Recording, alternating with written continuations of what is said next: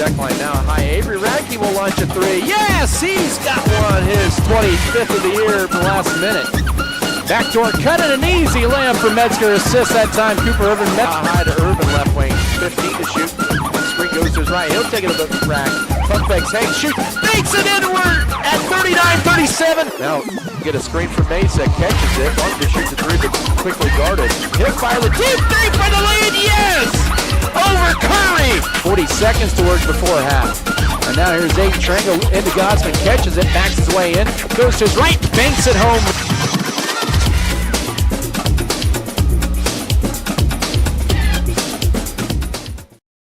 On Mix 94.5, WesternKansasNews.com, also on the Beaver Broadcasting Network. Studio engineer tonight is, once again, Adriana Childers, and I'm Adam Kadavy. Well, tonight, Lady Beavers are trying to, and Beaver boys trying to get some momentum into postseason. As the girls' game tonight, it's going to be the Lady Beavers coming in with a record of 7-12 on the air, 3-7 in Great West Activity Conference play. They lose a heartbreaker last night to the Hugoton Eagles, 47-46. Three-pointer right about 6 seconds ago pulled Scott City within one. Hugoton had fouled. Scott City had a couple of cracks at it at the end, but could not get the game-winning shot to drop in at the end and fell by the count of 47-46. Cimarron, it's been a rough season for the Blue Jays, 3-19 on the year, 1-10 in conference play after a tough loss once again, 62-26 to the same Hugoton Eagles on Tuesday night. And they have lost 8 in a row, have been riddled with injuries all season long, especially to their top players. And they will have one of those players just come in, maybe suit up tonight on senior night, and they have 2 seniors overall. The boys' game, I think, could be a pretty interesting one. Scott City at 10-9 on the year. They are 4-6 in league play after their loss last night, 71-37 at home to the number 4 ranked team in Class 4A, the Hugoton Eagles, a team that's just been on fire after the Sterling Invitational as the Hugoton Eagles, and Scott City just could not overcome their hot shooting last night. And on the other side, the Cimarron Blue Jays, they've lost 8 in a row as well, but they're a team you got to watch out for. They're 4-18 overall, over 11 in the conference. Can't look at the record because they don't get blown out. They'll stay in games. They lost by 18 here on this same court 72 hours ago, 58-40 on Tuesday night to the Hugoton Eagles. We'll have more on that when we get closer to the boys' pregame. Let's step aside and come back in 3 minutes, and we'll hear from the head coach of the Lady Beavers of Scott City, and Justin Farrow. Back in 3 minutes. This is Scott City Beaver basketball. There's nothing more spacious than Western Kansas, and nobody closer than our communities. We are determined to keep our communities connected to schools, kids to teachers and parents. We believe a connected world is a better place. We're more than what we do for our hometowns. It's what we do with our hometowns. S&T is proud to be your family, your friends, your neighbor. On the farm, every decision matters. You wouldn't trust a doctor to give your family a one-size-fits-all prescription, and seed shouldn't be one-size-fits-all either. At Circle C Farms, we've partnered with Beck's, America's largest family-owned seed company serving farmers for 5 generations. With Beck's, you get more than seed. You get commitment rewards, early order and quantity discounts with flexible, low-rate financing options. Circle C Farms and Beck's, family to family, growing the future together.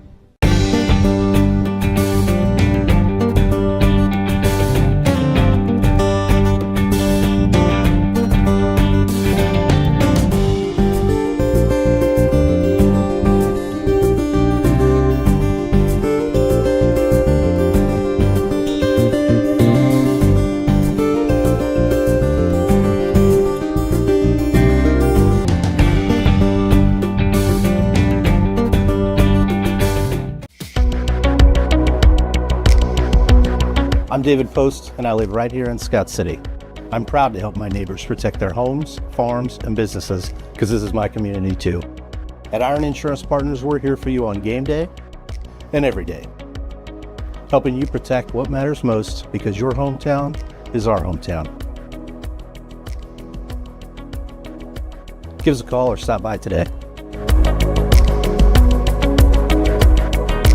There's some reason we're all here. To create an amazing experience for each life we touch. If we look closely, we might just see there's something about you amazing people. These amazing drinks served this amazingly fast.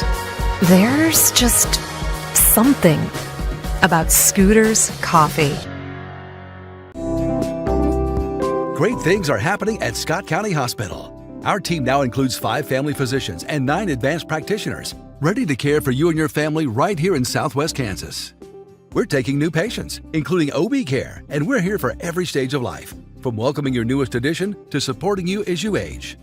Professional, friendly, and close to home. Call Scott County Clinic today. Scott County Hospital, caring for our community because we're part of it.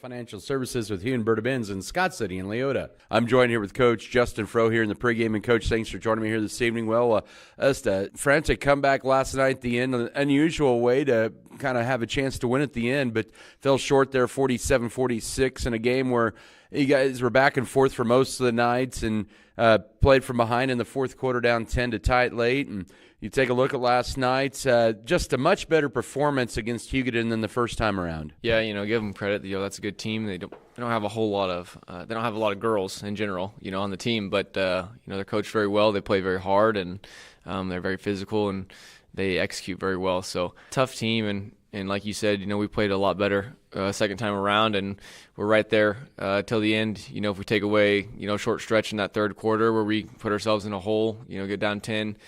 And then have to claw our way back for the entire fourth quarter. Maybe things are a little different, but very proud of the effort and thought that we saw a lot of good things last night and continue to show the improvement that this team is making.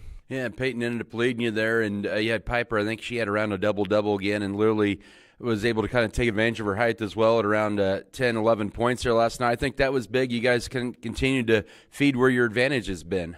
Yeah, I thought they did a good job of taking advantage of their opportunities when they got the ball, and all three of them were very aggressive whenever they did get the ball, trying to attack the basket, and if they didn't get on their first shot, they were hunting the boards and trying to finish on the follow-up. So they did a great job of that and just kind of utilizing our size inside last night. And then, once we didn't get to the free throw line a whole lot. There wasn't a whole lot of fouls called, so we didn't really get many points that way. So we just knew that, to put ourselves in the game and continue scoring points, we're going to have to get downhill and get a lot of close shots around the rim. And I thought we did a pretty good job of getting there and getting those close shots. And then on the same side, going down and playing tough defense and kind of limiting them to just one shot in their possessions and not giving up a whole lot of second chance points last night. So pretty good in that regard. Just like I said, just a little sloppy still and clean some things up in terms of just making sure that the game is flowing a little more smooth for the entire game and put all four quarters together so we don't have a stretch where we're going to put ourselves in a hole. And if we can hang around and stay within 5 in that third quarter and not drop us down to that 10-point deficit, I think we win that game by maybe 3 or 4 points, depending on how the circumstances go at the end of the game there. And it's going to be a little bit different game, but I thought overall, for the most part, we did a great job of just, one, coming out and proving that, we've gotten a lot better and we can play with this team, and 2, executing for the most part what we had in place. Once again, Coach Justin Froh joins me here pregame tonight. Scott City wraps up the regular season with the Cimarron Blue Jays here on the road here. And I know Cimarron's just a team that's really struggled here. It's at 3-19 on the year, and just with a lot of their key pieces gone, you take a look at this Blue Jay team. I know it's been a struggle for them, but tonight it's probably more about Scott City than anything else. Yeah, I think tonight's the theme is you're going to have to go out and execute and do everything correctly. And if you do everything correctly, hope that you're going to put yourself in a position to score some points and go ahead. And then from there, you got to continue to pour it on and not look back and find some momentum here that you're going to be able to carry into this sub-state stretch that we're about to run into, and make sure that we can, mentally do everything correctly and making sure that we're in the right spot on defense. So that way we're not going to give up easy layups or easy shots for them to fuel anything for their players. And then, if we do get some subs in there or whatever, make sure that they can get up and down the floor and stretch the floor a little bit and run and then be physical and defend. So, that's the keys for tonight, and making sure that we can execute those keys is going to be the biggest part. And then if we can do that, I think that we'll be able to take care of business. Regular season finale, hard to believe. It's game 20 of the season for Scott City tonight as they're in Cimarron taking on the Blue Jays. Coach Justin Froh joins me here pregame. Coach, thank you for the time. Good luck to you guys. All right, thanks, Adam. That was Scott City Lady Beaver coach Justin Froh. Your pregame interview brought to you by Farm Bureau Financial Services with Hugh and Berta Benz in Scott City and Leota. More to come in your pregame show. We'll have a breakdown of the matchup. Also bringing starters, keys to the game, and the tip-off after this timeout. This is Scott City Beaver basketball.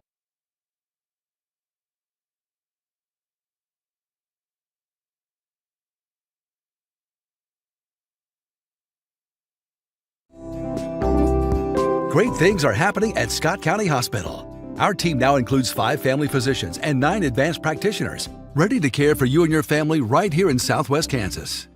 We're taking new patients, including OB care, and we're here for every stage of life, from welcoming your newest addition to supporting you as you age.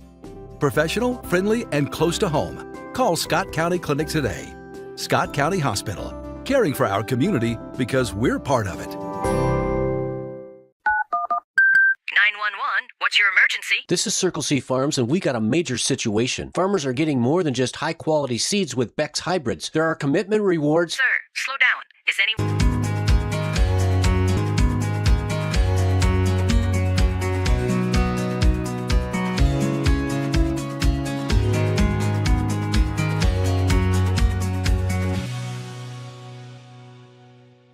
BBN is brought to you by Ag Management Services, All-in-One Wash, B&H Paving,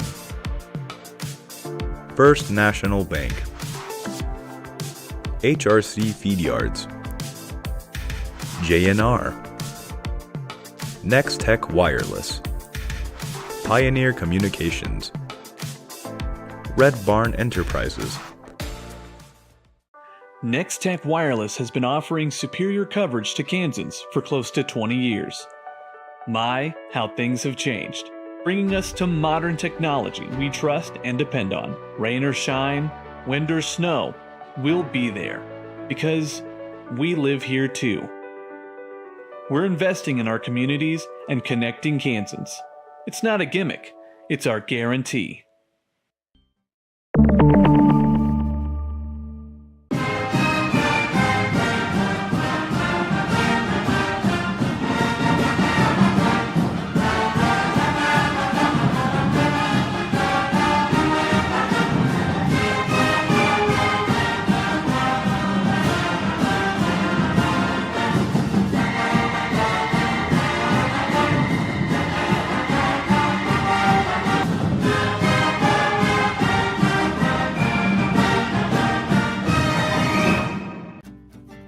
Check out Axis Seed Red Barn and see how different we are. As a locally owned independent regional company, we tailor the seed, fertility, and biological products we offer to your farm. Through the Max Yield system, we recommend locally tested solutions because your farm is more local than any set of data from anywhere else. Axis Seed Red Barn. Your farm, your future. That's our focus. So they're locked in there. Holcomb, Scott City, Norton, and Nickerson are all locked into their seeds, so Holcomb will be the number 1, Nickerson number 16. Cimarron right now sitting at the number 14 spot. They're half game behind Russell, who's in the number 13 spot, and so they could win if they were upset Scott City tonight. They could move up a spot possibly. But who knows? Right now, the only team that's done with the regular season is Ellsworth. They lost last night to Sacred Heart. They are the number 7 seed. Still could move up even if they don't play tonight. Larned plays Hoisington. That is a key piece in this whole deal as well. If Larned wins, they will likely secure the number 6 spot at 16-6. And Goodland and Southwestern Heights are both 17-5. Colby could move up a little bit as well. they could move to a home spot if they beat Hughton on the road tonight. So just taking a look at the numbers coming into tonight, Holcomb is at 20-2. They're number 1 seed guaranteed. Lakin's at 16-4. They won last night, and they have a very winnable game tonight at Deerfield. Beloit's the number 3 seed, a half game back at 15-4. They have a winnable game tonight, but it looks like Lakin's going to be the number 2 and Beloit the number 3. Goodland and Southwestern Heights, they're both tied at 17-5. Both have very challenging games tonight. Goodland at Holcomb and Southwestern Heights taking on Liberal on the road. Larned's at 15-6. They have Hoisington. That could be, I would think that Larned would be the favorites, but you just never know. Ellsworth's at 14-6. They're off tonight. They're done for their regular season. Hoisington 11-8. Colby 12-9. Phillipsburg at 10-8. They have Hoxie, an underdog there tonight. Russell at 3-18. Cimarron at 3-19. Lions at 2-18. And then Nickerson at 0-22. They can't move up at all, but that's kind of how it stands coming into tonight. But still a lot of movement possible as it stands right now. Scott City girls will be traveling to Larned next Friday night for the round of their first round sub-state matchup. The seeding will be officially done by probably tonight, maybe tomorrow as well. And so we should know the pairings first round likely tomorrow morning. But one is pretty much all but set in stone. Holcomb and Nickerson. Nickerson traveling to Holcomb next week. Onward to this game here. Scott City looking to bounce back after a heartbreaker last night, 47-46. What a fun game. And the Lady Beavers had their chances in the waning seconds, but just fell short there. Couldn't get the game-winning basket to drop in. Led by Peyton Gentry's 15 points and another double-double for Piper Fox, 11 points, 10 boards unofficially. And then also 12 points for Lily Leitner. But Scott City is a heavy favorite tonight. They've been playing some better basketball as of late, and what probably hurt the Lady Beavers was that stretch in the mid to late third quarter and first part of the fourth quarter when they started turning it over quite a bit.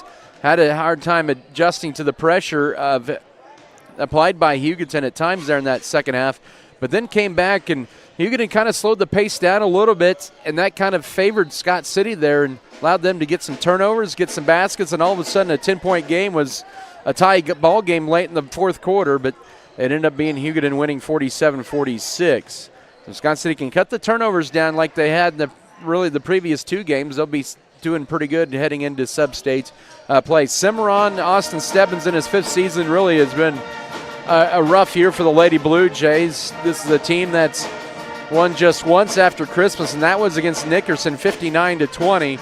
And that was in the St. John Tournament 7th place game, but they've been without for most of the second semester. Their leading scorer, Tegan Escom, the 5'7" senior, she averaged 11 points a ball game, but she got hurt in the Dodge City game in early January, and she, in fact, I think 2 weeks ago had surgery on her left foot, and she's got a walking boot on, but it was unfortunate for them. That was a key to their offense. They do rely on another senior, Kinley Frink, and also Ashlyn Randa and I believe Kinsey Hessman as well. Junior and a sophomore there for the Cimarron Lady Blue Jays. But after that, it's very youthful. They've taken their lumps this year, especially in a grueling schedule that the Great West Activity Conference has here for the girls' teams. But a team that averages around 28 points a game, the Cimarron Blue Jays, but just down to, I think, 8 players available. They've had 2 season-ending injuries, and numbers has been an issue here down the stretch here for Cimarron. In the rest of this season.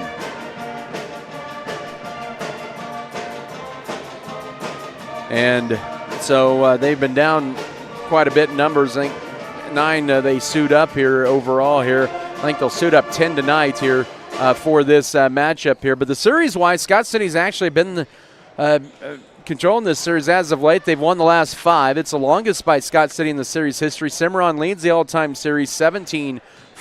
The last Cimarron win came in this building 3 years ago, January 27th, in a 57-43 victory. So it's been one that's been dominated the last couple of years by Scott City. 5 in a row, looking to continue their longest run in the series history and get their 6th straight win here tonight and get win number 8 on the season as well in progress, and then probably look forward ahead to next Friday at Larned.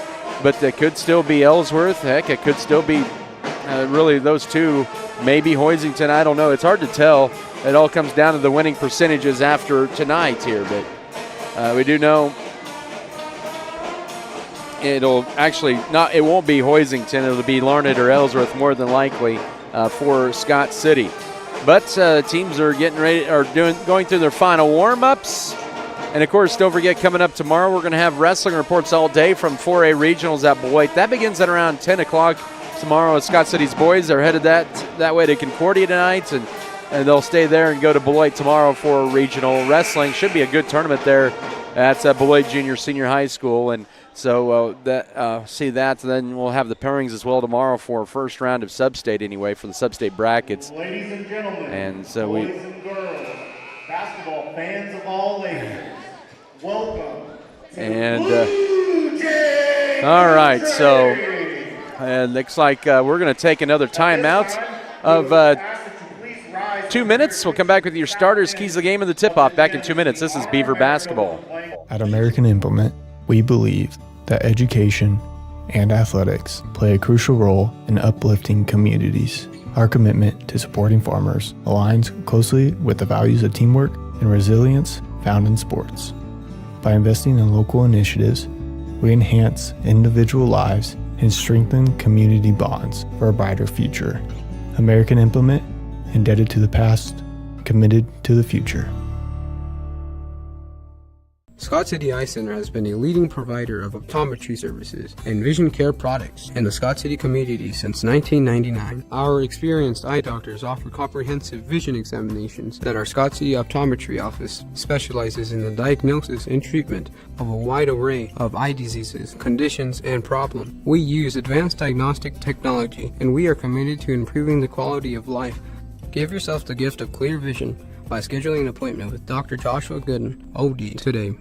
BBN is sponsored by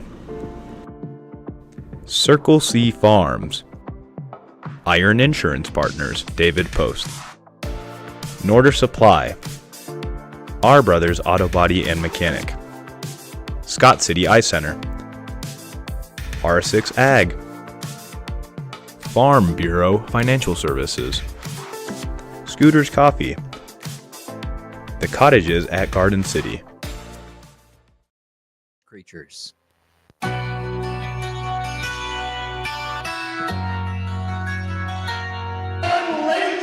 All right, we are back here inside the Scott City, not quite. It's Scott City basketball against Cimarron Blue Jays at Cimarron High School. I said that 24 hours ago, so here we go. Starters tonight presented by Security State Bank.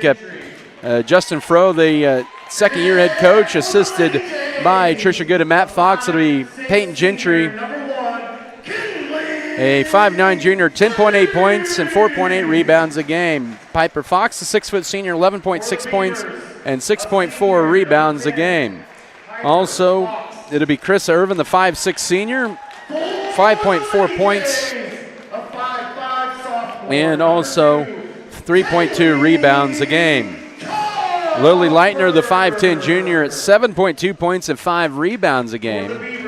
And Kaylee Felker, the 5'6 senior, 3.4 points and 2.3 rebounds a game. Peyton Gentry, Piper Fox, Krissa Irvin, Lily Leitner, and Kaylee Felker, your starting 5 tonight for Scott City. For the Cimarron Lady Blue Jays, they are coached by Austin Stebbins in his 5th season, assisted by Taylor Jansen and Alicia Forsyth.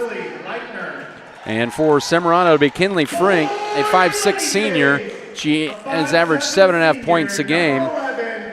And also Taylor Copper, a 5'5 sophomore, 1.8 points and 1.8 rebounds a game. Tegan Escom, they're going to give her an honorary start as she is out on crutches on her walking boot as well. She's a senior, averaging 11.6 points and 4.5 rebounds. 5'6 sophomore, number 15, Kinsey Hessman, a 5'6 sophomore, also a starter tonight. A 5'6 sophomore, 6.6 points and 5.7 boards a game. Kinley Frank, Taylor Copper, Ashlyn Randa, Tegan Escom, and Kinsey Hessman, your starting 5 tonight.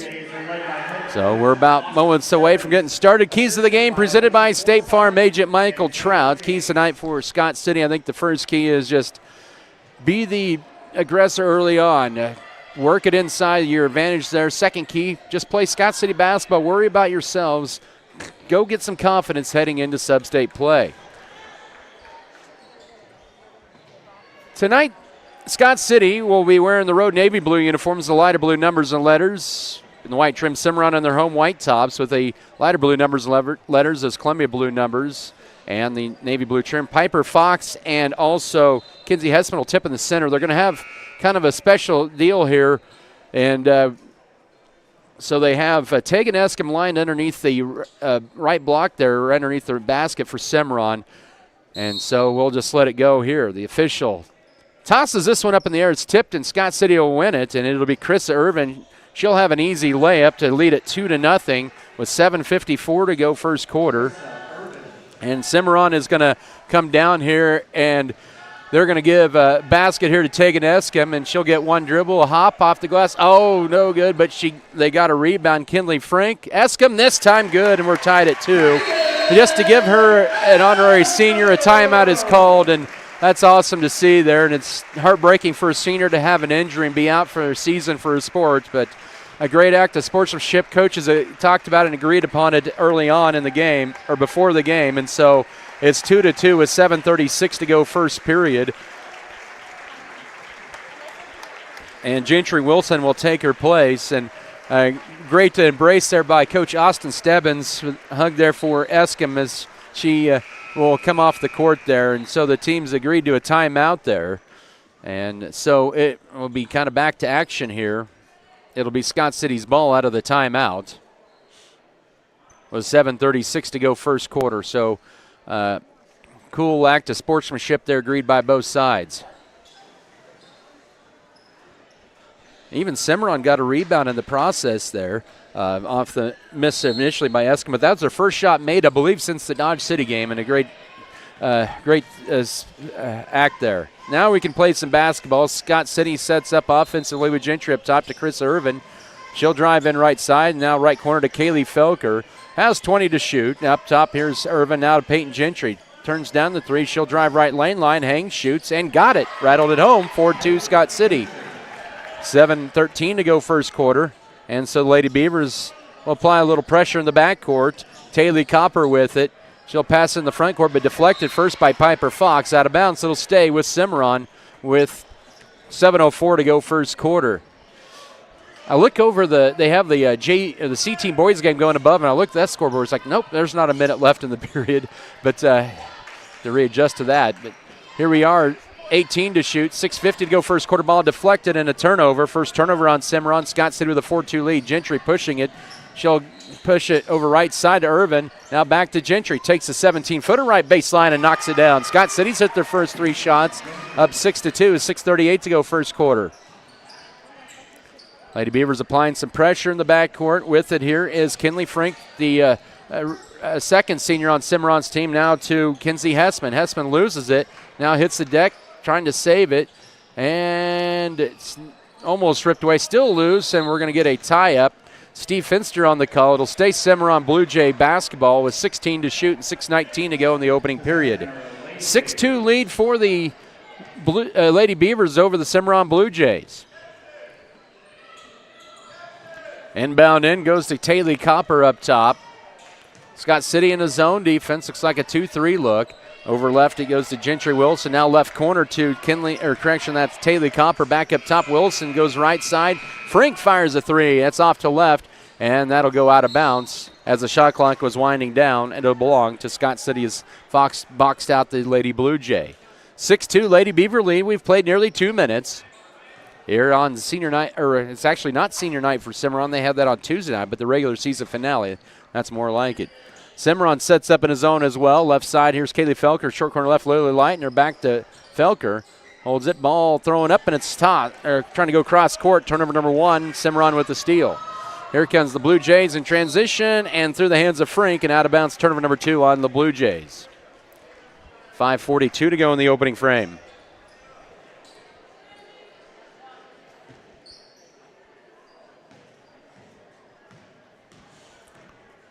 Still 6-2 for Scott City.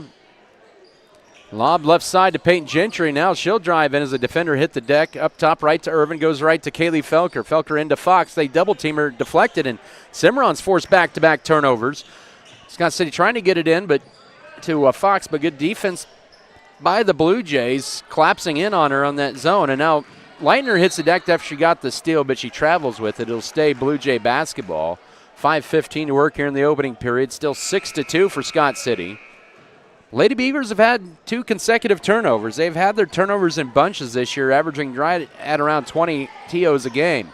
Left corner to Ashlyn Randa, loses it. Picked up by Felker. Third Blue Jay turnover. Scott City wants to run with it. Now Irvin holds up. Now she'll take it across the 10-second line. Lead pass to Felker, deflected. Out of bounds. It'll still stay Lady Beaver basketball with 27 to shoot and 4:58 to work in the opening period. 6-2 lead. Scott City have been stuck there for about 90 seconds or so. Felker will throw it into Fox, catches it, goes to her left, lays it up, and Scott City is 4 of 4 from the field here in the first quarter. 8-2 Beavers, 4:50 to go first quarter. And Scott City grid play off the inbounds. We'll have some subs next dead ball. With it now out high is Cimarron. Ashlyn Randa in the front court. Guarded by Irvin out high, 20 to shoot. Bounce pass left corner, and Frink almost lost it out of bounds. Almost dribbled it off Coach Justin Fromm. We get a reach-in foul. That'll be the first foul of the ball game. Kaylee Felker, her first. Scott City's first team foul. Subs for both sides. Getting ready to enter. It'll be Valeria Castile for the Lady Beavers. And she'll replace Chris Irvin. Also, Alyssa Bogner, a 5'6 junior, in for the first time, replacing Ashlyn Randa. New 35 for Cimarron. 4:35 in the first. 8-2 Beaver lead. Scott City scored the last 6 of the ball game. And it goes left elbow to Kinsey Hessman. Now pulling up, it's Copper, left corner, now left wing, back to Wilson. Up top, here's Copper looking to drive right on Gentry, but cannot now bounce past mid-post right. Here's Hessman trying to drive in. Skips it over left side to Kinley Frank, 18 to shoot. Skip pass, intercepted. Fox steps in front of there, turnover number 4. And in transition, ball pinballs around, and Scott City will lose it for turnover number 3. Now they trap in the backcourt, but Cimarron will break out of it halfway through the first quarter as Coach Froh sends Pace and Campbell to the scorer's table. Copper drives right, uses up one dribble. Good defense by Gentry out high. And now to Kinley Frank. Back to Copper. Turns down the 3, but she travels. That was a good defense. Fox forcing her and the pump fake there, and that's turnover number 5 on the Blue Jays. As I mentioned, the 5'8 freshman Pace and Campbell in for the first time. She gave Scott City an early lead last night in the second quarter, their first lead of the game on that 3-point play to open up the second period. It's 8-2 for Scott City. Lady Beavers are the lead in the basketball. Gentry in the front court. Goes right with the pass to Kaylee Felker. Cimarron in a 2-3 look. Felker holds it. Now back to Leitner. Leitner back up top. Castile turns down the 3. Now she'll drive one dribble in, and now back to Felker. Scott City trying to dissect this zone defense. 15 to shoot. Trying to get into Leitner, a low pass, and Scott City is the turnover bug here in the first quarter. That's her 4th. Right side in the front court to Kinley Frank here with 3:25 to work in the opening period. 8-2. Dump underneath. Here's Hessman off the glass and 1.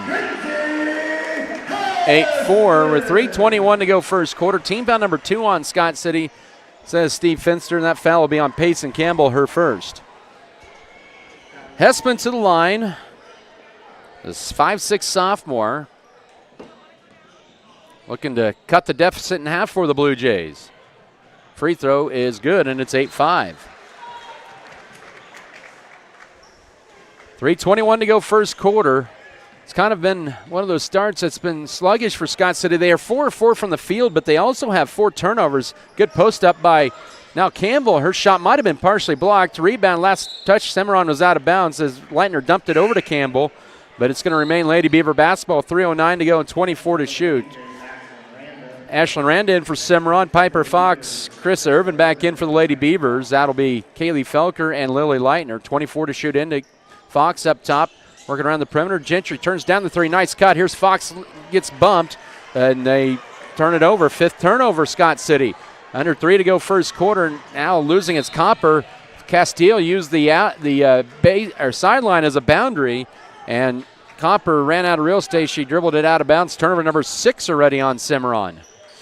But Scott City hasn't scored here in a couple minutes, but it's 8-5. They've had a hard time really moving the ball in this zone defense of Cimarron's. Up top to Castile. holds it now into Fox, goes to right. Gentry will fire right wing three. Too strong, long rebound out to Peyton. She'll penetrate. Now to Fox, mid-range jumper left, too strong. Scott City's missed their last three. They've had a couple good looks there, and the rebound goes to Cimarron in transition. Driving left here is Gentry Wilson. 2.5 to go first quarter. Left block it goes, and now into Hessman in the paint. Loses it, and picked up by Scott City. The Beavers need to start turning these turnovers into points. Irvin jump stops. She gets tied up. It'll stay Scott City's ball with 30 to shoot right at the foul line with 2:14 to go in the opening period. Still at 8-5 for Scott City. Is back in is Lily Leitner and also Kaylee Felker. That'll be Peyton Gentry and Payson Campbell. 30 to shoot, but Cimarron's played Scott City tough. The zone has kind of affected Scott City in this first quarter. Castile looking, finds Leitner, just turns her left, misses, or to her right, misses the shot, and then tries to tie up Hessman, who got her second rebound. So Scott City's gone a little cold from the field, missing their last four after hitting their first four. A three on the right wing for the tie. Too strong for Ashlyn Randa. Backside board, Piper Fox, her second rebound. Scott City up 8-5. Here's a three left side. Too strong. Rebound put up by Castile. Can't get it. Now Piper Fox, the third time's the charm. She has 4 points and 3 boards. Castile couldn't get the initial shot. It's 10-5, 1:42 to go first quarter. That breaks a 3+ minute drought for Scott City. And now Copper goes around one, bounce pass into Bogner, puts it up, no, but a blocking foul and 2 free throws for Cimarron. And now Kaylee Felker has 2 fouls. She was in foul trouble last night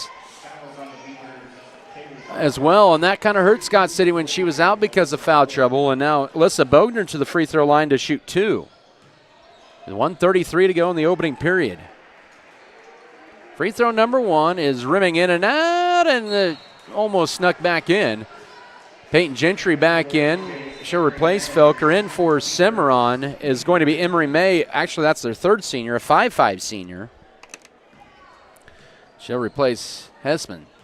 Second free throw coming up here, and that is too strong. And tracking down the rebound is going to be last touch by Cimarron, they'll say, as it is almost through 2 Lady Beavers. Emery May almost got it, but was unable to get to it. It'll belong to Scott City. 91 seconds, first quarter, 10-5 lead for the Lady Beavers, and they have the basketball back. But it's been kind of a quiet atmosphere here in this first quarter. Castillo up top wanted to shoot the 3. Gentry with it, now loses it, but picked up by Chris Irvin. She'll put on the floor, drives to her left behind her. Is Castile with her straightaway triple. You betcha. Valeria Castile with her 9th 3 of the year, and Scott City up 13-5. 69 seconds to go first quarter. Scott City's first 3 of the night. They only had 2 last night against Huguenin. Now the Lady Beavers, they foul out high, and that'll be team foul number 4. Cimarron yet to commit a foul in the final minute of the first quarter. Peyton Gentry commits the foul, her first, here with 1:01 to go first quarter. Scott City up 13-5. Cimarron with the basketball. Taylor Copper running the point. Scott City stays in their 2-3 zone. Lady Blue Jays patient with the ball. Goes right to Ashlyn Randa. Randa now back up top. It'll go to Alyssa Bogner. Left side over to Gentry Wilson. Now back is Randa. Ball deflected and stolen away. Turnover number 8. And then we get a tie up, and that'll be back over to Cimarron. So Lady Beavers turn it over for the 6th time. Maggie Heineman enters for the first time. She's a 5'6 junior. Valeria Castile will exit with 40.8 to go first period. 13-5 Blue Jay basketball. Scott City with the advantage. Lady Beavers 7-12 on the air. Cimarron 3-19. Left side it goes over to Gentry Wilson. 25 to shoot, 30 seconds to go first quarter. Now up top between the rings to Randa. Still with a dribble out high. Now guarded by Heineman. Pushes her out high. Now Gentry Wilson swings it over right to Taylor Copper. 15 to shoot, 20 seconds to work first quarter. Copper drives in, cut off. And now back out high. It's to Wilson. Trying to lob it in, does so to Emery May. Now 3 for Copper on the right side. Too strong. Maggie Heineman will get the backside board. Scott City with 8 seconds here. 7-6. They'll push it across. Left side. Here's Irvin.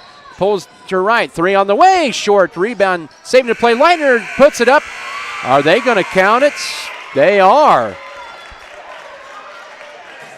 15-5 Scott City leads after 1. We'll come back in a minute for the second quarter of play. This is Beaver basketball. Fairleigh Feed Yard is dedicated to investing in our facilities and staff to provide the best experience possible for the cattle feeder and, in the end, the consumers of our product. We are always in the market to purchase corn and other commodities from local producers. Call our office at 620-872-2111 for current pricing. Our dedicated employees and their families are very important to us, and we are proud of their children that are current beavers and individuals that will grow into those roles in the future. Fairley Feed Yard is privileged to support Scott City youth and are honored to cheer on the Beavers.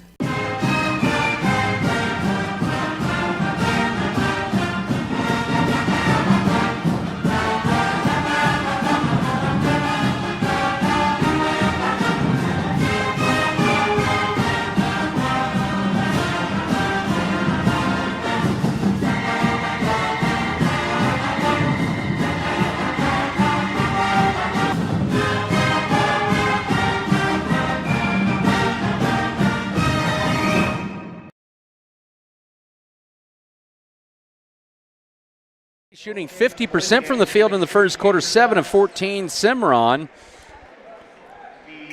2 of 6 for 33%. They're 1 of 3 at the line. They have 8 turnovers to the Blue Jays. Scott City got the putback right at the buzzer by Lily Leitner to lead 15-5. They're on a 7-0 run over the last minute 46 of the first quarter. So welcome back to action, Lady Beaver ball to begin the second quarter. And a 10-point Scott City advantage. With the left side's Krista Irvin. Back up top to Heineman. Goes right with the pass over to Peyton Gentry. Gentry lobs it. Irvin just outside the foul line. Lost it momentarily. Picks it back up. And now out high right to Peyton Gentry. 18 to shoot. Up high to Heineman. Looks in. Now goes right to Gentry. She'll drive right side to the baseline. Wrap around right to Irvin, who throws it up high off the glass and down for her 4th point. 17-5, 7:31 to go first half. Good execution by Scott City, trying to break down that zone defense for Cimarron, and they did just that. The Lady Beavers in that first quarter were led by Peyton Gentry and Piper Fox, each with 4, and now Irvin with 4. That's 12 of their 17 points, 3 for Kinsey Hessman, the other 2 for Tegan Escom, and now turnover out high. Here's Scott City on the run. No, Gentry lost it momentarily, finds Leitner off the glass, and that's 4 Lady Beavers now with 4 points apiece. 19-5, first minute of this second quarter. And Scott City forced turnover number 9 on Cimarron moments ago. So Leitner with 4, and it's now 19-5 in transition. Ball kicked out by Gentry, and right to the Scott City cheerleader group. Reed Batterton with a nice catch and save and hand it off to the official there. 25 to shoot, 6:52 to go first half. He now got involved in the game. Inbound into Copper, right wing 3 is good. Copper knocks down the right wing 3. It ends at 11-0 Scott City run, 19-8, 6:40 to go first half. Back up top, it'll go to Peyton Gentry out high, and into Piper Fox, the paint left side. Heineman with a deep 2, just a little strong, and the rebound on the backside to Gentry Wilson for Cimarron. Good look there for Heineman. 6:25 to go second quarter. Now right corner, another 3 launch, this time by Frank, too strong. Piper Fox with her 4th rebound on the backside. Scott City pushing it with Peyton Gentry. She may take this one all the way. No, nice dish to Heineman. Can't get it to go. Might have been deflected. Now fight for the rebound. It's loose underneath. Tie up. It'll still be Cimarron's ball after Hessman hit the deck. Cimarron basketball. Payson Campbell back in for Lily Leitner. Also Valeria Castillo in for Chris Irvin. Alyssa Bogner in for Ashlyn Randa. 6 minutes to go, second quarter, 19-8, Lady Beaver leads. Cimarron with the basketball. They get it across the 10-second line. Lob in left side. Here's Bogner, and then ripped away by Castile, turnover number 10. Scott City with 7 steals in this first half. Lead pass down the floor to Piper Fox. Power dribble. Pivots. Goes up. Tough shot. No. Rebound. Campbell right there. Throws it up top. Castile to Gentry. Open for 3. No. Rebound. Cimarron. Gentry Wilson with it for the Blue Jays. With 5:38 to go first half, and got a whistle and a foul on Scott City, and Peyton Gentry fouls for the second time. Cimarron has gone over 10 minutes without a foul in the ball game. Fouls on Scott City's Peyton Gentry. So Scott City with a little foul trouble right now. Gentry with 2 and Kaylee Felker with 2. They lead by 11, 5.5 to go first half. And it goes right elbow to Alyssa Bogner. And she'll drive in. Now back up top. Here's Wilson straightaway three. Off to the left. Rebound into the hands of Piper Fox. Already has 5 rebounds for Scott City. Leading it by 11. 5:10 to go first half. Piper Fox with it. Now ball deflected out of bounds. It'll still stay Lady Beaver basketball. 2 subs in. Irvin back in, as is Kinley Hickey. Peyton Gentry will exit, as does Maggie Heineman.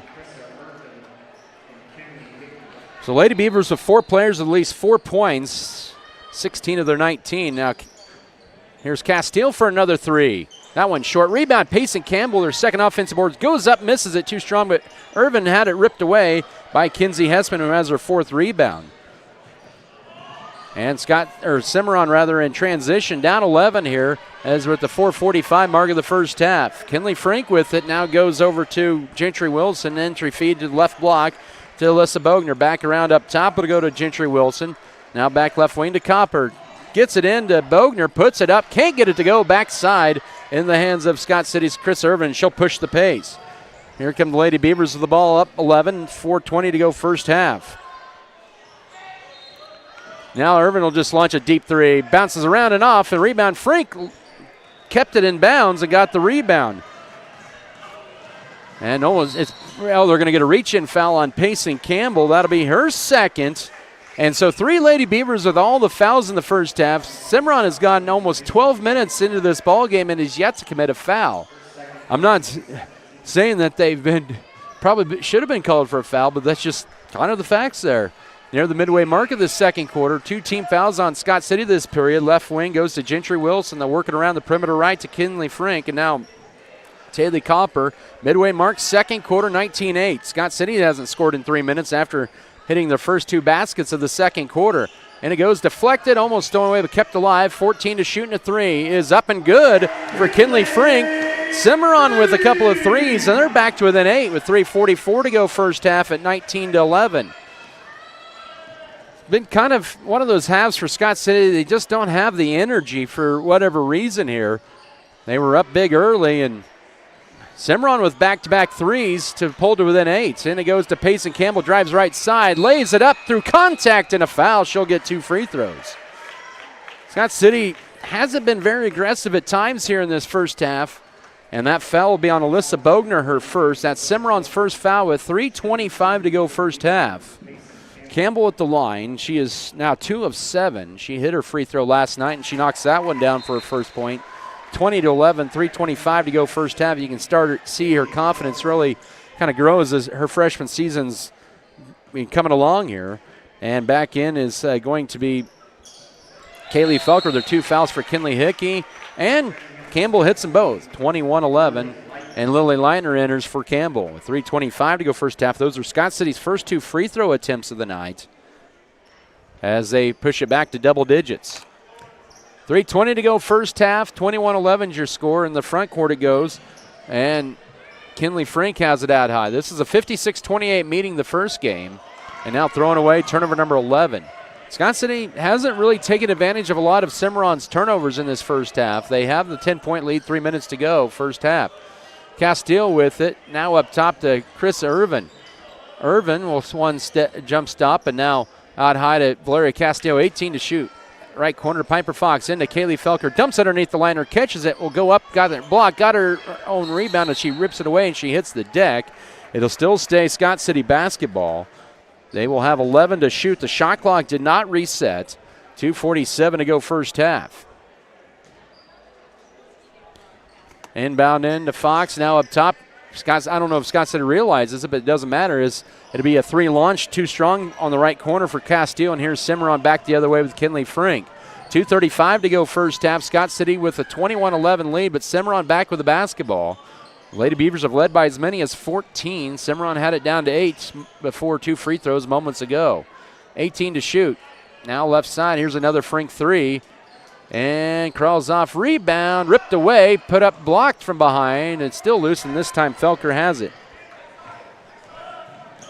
That's put up by Hessman. And a layup in transition. That's what Scott City needs to do, is kind of run a little bit more as Fox with 6. Timeout for Scott City's coach Justin Froese. They have a 23-11 lead with 2:07 to go first half. Basketball tonight presented here by Winterland Farms, Wilkins Physical Therapy, White's Food Liner, Wheatland Electric, Western State Bank, Western Kansas Insurance. Also, Bulgamore Family Farms, Turner Sheet Metal, True North Cafe, True North Cattle Company, Trophy Wine and Spirits.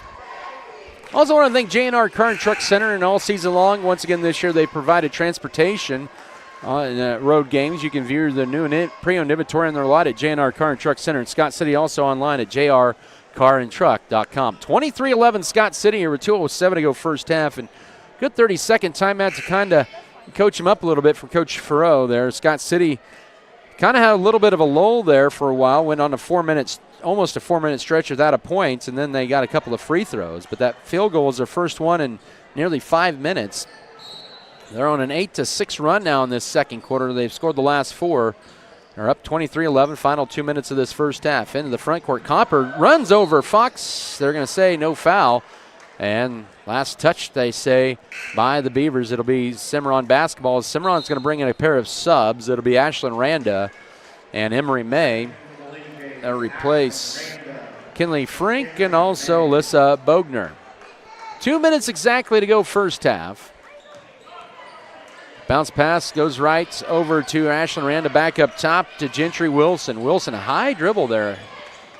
Almost a double dribble, but she didn't have a couple of extra steps there. So now they work it over to Gentry Wilson. 12 to shoot, minute 40 to go. Now losing the ball, they'll say it's off of Felker with 10 to shoot. 101 seconds to go first half. Scott City 23-11.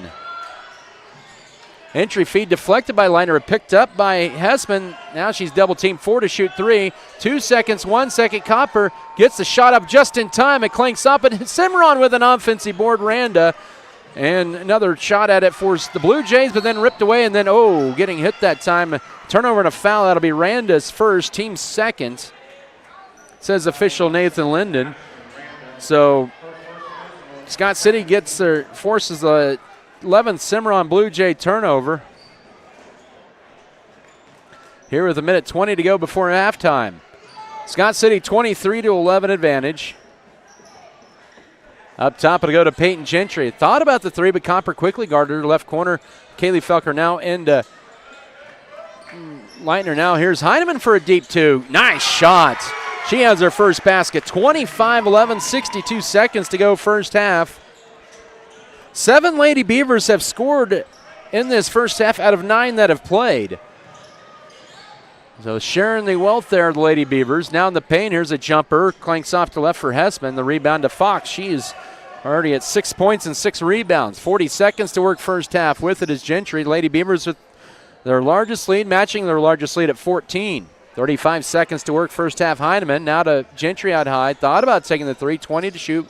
Now finds flash in the paint. Nice dish to Felker. Gets hit. She'll get fouled. She'll get 2 free throws.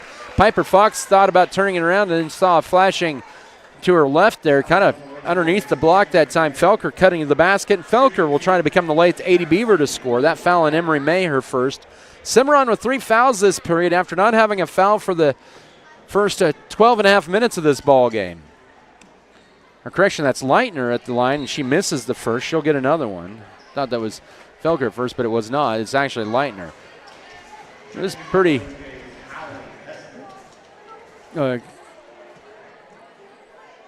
Hallie Hessman in for the first time. She's a 5'5 sophomore. Second free throw off to the right. Leitner missed them both. Felker got the rebound, but they're going to say, I think it's going to be Scott City's ball. The shot clock is off. 25 seconds to go first half. Good hustle by Felker getting the rebound. Scott City's owned the glass. They were the heavy favorites of doing that. Now right corner to Felker, into Leitner. Catches it, goes to her left, puts it up, banked off. Rebound loose out high. Who's going to get it? It's Peyton Gentry, dribbles it to herself. 15 seconds to go first half. And now whistling a pushing foul. That'll be on Hallie Hessman, her first. Team foul number 4. Final foul to give with 13 seconds to go before halftime. Emery May picks up her second foul. In will be Alyssa Bogner and Kinsey Hessman.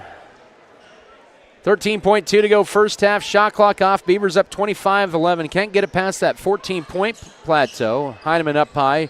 Now goes Leitner left corner. She'll drive the left baseline. Back up top to Gentry. Fires a three. Too strong. Rebound loose. And it's still loose. Picked up by Cimarron. They won't have a chance at it as they will go to the locker room. 25-11. Scott City leads. They outscore Cimarron 10-6 in that second quarter. We'll step aside for a 3-minute break and come back with some first half stats and more. This is Scott City Beaver basketball.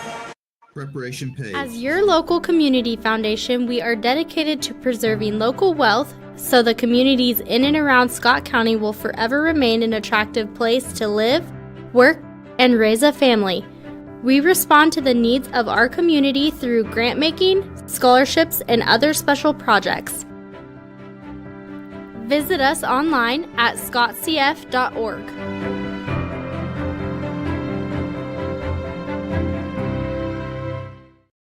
The dedicated team at Norder Supply is passionate about assisting our customers in achieving maximum net return per acre. That is how we define our success. Through unparalleled agronomic advice and best-in-class customer service, you can depend on us to do what is best for your operation. Ask them today about their spot-on service and how it can fill your needs. Norder Supply. Plain talk, exceptional results. There are places where people truly value relationships, where distance is measured in acres, and all roads lead to families on one mission: to provide for their loved ones, their community, and the world. That's where you'll find us.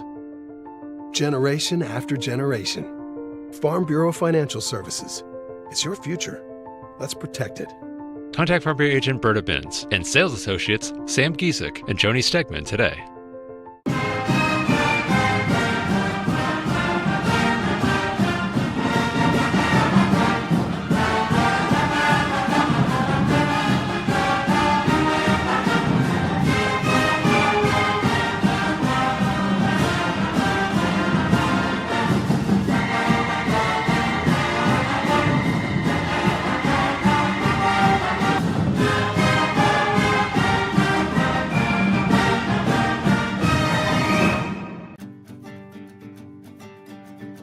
The Max Yield System from Axis Seed Red Barn is your customized solution.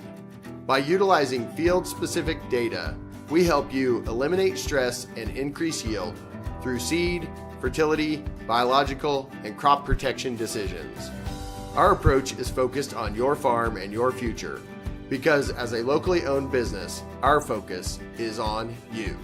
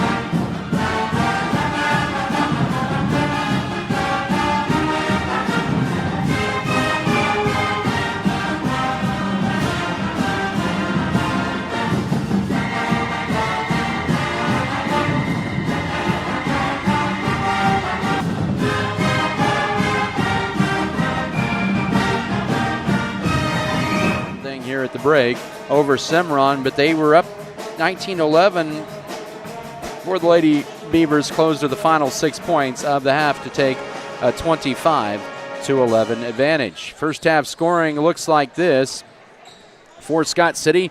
6 points for Piper Fox, and then 3 with 4, Peyton Gentry. Also, Carissa Irvin and Lily Leitner. That's your scoring in the first half. I should say some of it.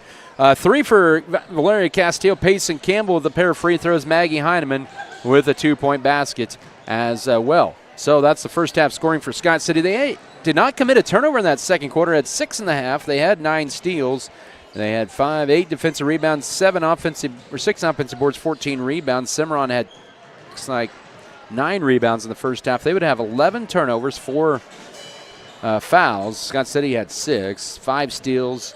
They were led in scoring. Kinley Frink, also Taylor Copper, Kinsey Hessman, each with 3, and then 2 for Tegan Escom. 25-11 your score. We'll come back in 3 minutes. We'll try to get some other scores as well and some first half stats. 25-11 your halftime score. Lady Beavers up back in 3 minutes. This is Beaver basketball. Furrow Heating and Cooling of Scott City is a proud sponsor of Beaver activities. Brent and Angie take pride in helping our activities and support our students 100%. They can also help you with any heating and cooling needs that you have. Give Furrow Heating and Cooling a call at 620-872-3508 and see if they can help you with your needs today. The world needs more farmers. People who know the land. People who support rural communities. People who are as diverse as each acre they care for. But unless you've been born and raised on a family farm, it's nearly impossible to become a farmer. That's why we are building a team of people from our hometown and across the world to do what they love. We are not just a family farm. We are a multi-family farm. We are Volgamore Family Farms.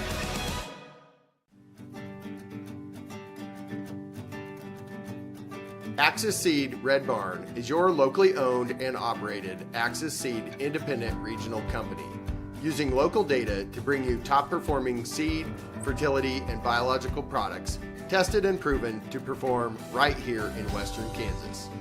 Axis Seed, your farm and your future. That's our focus.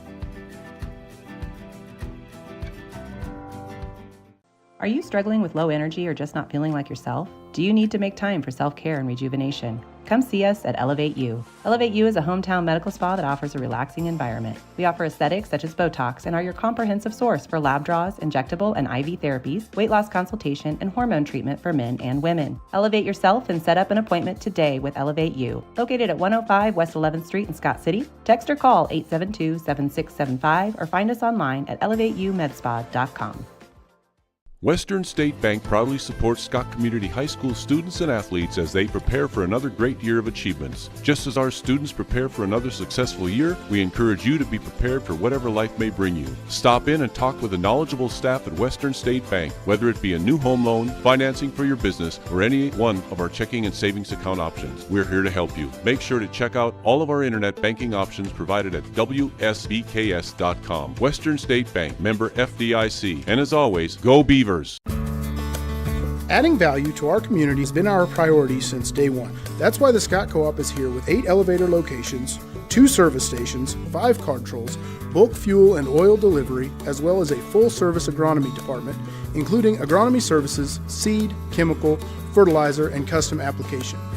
Visit us online at scottcoop.com or download our app for more information. Scott Co-op is a proud supporter of our local communities. 42% at the first half. They were 1 of 9 on threes, 10 of 17 on twos, and 2 of 4 from the free throw line. For Cimarron, they were 4 of 15 for 27% from the field. They were 2 of 9 on threes with the Lady Blue Jays, 2 of 6 on twos, and 1 of 3 from the free throw line.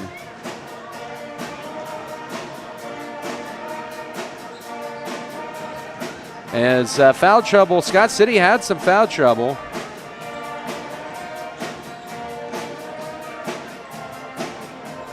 And it was Peyton Gentry, Payson Campbell, and Kaylee Felker each with 2 fouls. Cimarron had Emery May with 2 fouls. That was their only one in foul trouble for the Blue Jays. Well, some scores of interest. Colby trailing Huguet in early third quarter, 18-16. Holcomb leads Goodland up at the Max Jones Fieldhouse, 20-11 at the break. And Lorna 25-16 over Hoisington in the third quarter. Also, Hoxie 25, Phillipsburg 10. So, they don't have a Southwestern Heights update with Liberal. Liberal's the favorite in that one. That's a top 8 team in Class 6A, the Lady Redskins. But it kind of holds out to be true. You would have Goodland and Southwestern Heights at 17-6, Larned at 16-6, Ellsworth at 14-6, Hoisington 11-9, Colby at 12-10. It's a big game for Colby as well. If they can come back and win, and Hoisington would lose to Larned, Colby would actually flip-flop with Hoisington and host a first-round game next week. That's how that plays there in Hoisington, trying to come back and secure a home first-round sub-state game. They would not move up anymore, but it looks like it's going to be Colby and Hoisington. Whoever hosts, it's going to be determined in the next 16 minutes. All right, we're about ready for this second half here. It will be Cimarron basketball to begin the third 8 minutes of play. Lady Beavers with a 25-11 lead. It'll be Peyton Gentry, also Krista Irvin, Piper Fox, Lily Leitner, and Kaylee Felker for Scott City. Cimarron will bring in Gentry Wilson. Also, Kinley Frink, Taylor Copper, Ashlyn Randa, and Kinsey Hessman. Remember, Wilson did not start the ball game. It was actually Tegan Escom, who's out for the year. Of course, has a walking boot and crutches, but they allowed her to score 2 points on senior night, and Scott City scored a basket as well. That evened it up at 2-2 there. Third quarter officially underway. Cimarron's ball as they move right to left. With it up top, here is Taylor Copper, guarded tightly by Gentry. Lady Beavers staying that zone defense. Back up top now to Gentry Wilson. Foul line to Ashlyn Randa. Left side, here's a Frink three. It's on target and it's down. Cimarron's last 9 points have come from three-point range, 25-14, 7:35 to go third quarter. And Frink has hit 2 threes and 6 points for her tonight. Cimarron's hit 3. 12 of their 14 points are on three-pointers or on three-point play. Scott City answers back as they cut it into Lily Leitner. Assists Kaylee Felker, 27-14, 7:22 to go third quarter. Leitner with a half a dozen. Her and Piper Fox share the team high. Ball deflected, almost stolen away. Copper has it. Now bounces it back up top to Frink. Back to Copper. Entry feed, the right block to Hessman. Trying to go around Leitner. Puts a move on her and it spins in. And Cimarron's coming out hot shooting. 27-16, 7 minutes to go third quarter. And the Blue Jays have hit their first 2 baskets of this third period. Scott City with the ball. Lead is at 11. Gentry thought about the three, but quickly guarded up top now. They go right side to Piper Fox. Into Felker. Bounce pass right side. Cutting in. Leitner. Shot. Oh, it crawls in and out. And rebound to Kinsey Hessman. Her 7th rebound. Cimarron can make this a 9-point game. With 6:40 to go third quarter. Out high. It goes to Ashlyn Randa. Now to Kinley Frink. Now right wing to Wilson. Back up top to Frink. 6.5 to go third quarter. Frink with it again. Right corner, 13 to shoot with it. Wilson trying to go high-low, does so to Hessman, but loose, and then she goes out of bounds. Good help defense by Kaylee Felker. Forces the turnover on Cimarron, their 12th of the night. Is back in to be Alyssa Bogner for Ashlyn Randa. But Scott City up 27-16, 6:20 to go third quarter. Have not been able to kind of run away with this one, go on a big run here. When they've gone on fast break opportunities after a miss or a turnover, they have looked pretty sharp doing it. Haven't seen much of that here tonight. Felker will just pull up in the paint, and she's on the board with her first basket. 8 Lady Beavers have scored tonight, 29-16, 5:58 to go third quarter. And now Cimarron turns the ball over again. Peyton Gentry intercepts that pass. And now trying to get the Fox, tried to thread the needle. Forced it. First turnover for Scott City since the first quarter. 5:40 to go third period. 29-16. Lady Beavers have not been able to push their lead past 14. Right side to Taylor Copper. Copper holds it. Now entry feed toward the right side. Here's Bogner. Now back to Copper, and then Gentry had it ripped away from her. Now we get a tie-up. It was kind of, Copper was then on a single leg there on Gentry, but it's going to be another turnover. That'll be Blue Jays' 14th of the night. With 5:28 left here in the third period. 29-16 for Scott City with the lead of the ball. They've never trailed. They've been tied once at 2-2 early in the ball game. But here's Felker, bullet pass into Fox. Now dumps it right baseline. Here's Leitner for 2. Good ball work for Scott City. Leitner with 8. 31-16, there's their big lead. 5:10 to go third period. That's the largest lead as Scott City applies some 2-2-1 3/4 court pressure, and they force a turnover out of it. Kaylee Felker with it. Now left wing, here's Chris Irvin, steps to right, wanted to shoot the 3. Now Felker right side to Peyton Gentry, open for a right wing 3. It's on target, a little strong. And the backside board to Gentry Wilson for Cimarron. And a whistle and a double dribble. That'll be turnover number 16. With 4:48 here in the third, Scott City has Payson Campbell, Valeria Castile in.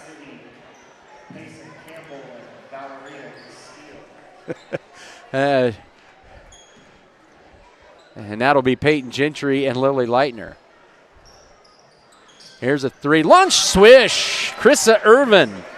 34-16. Scott City with their second three of the night. Timeout Cimarron with 4:37 to go. Third period. Scott City with their largest lead. It's full timeout.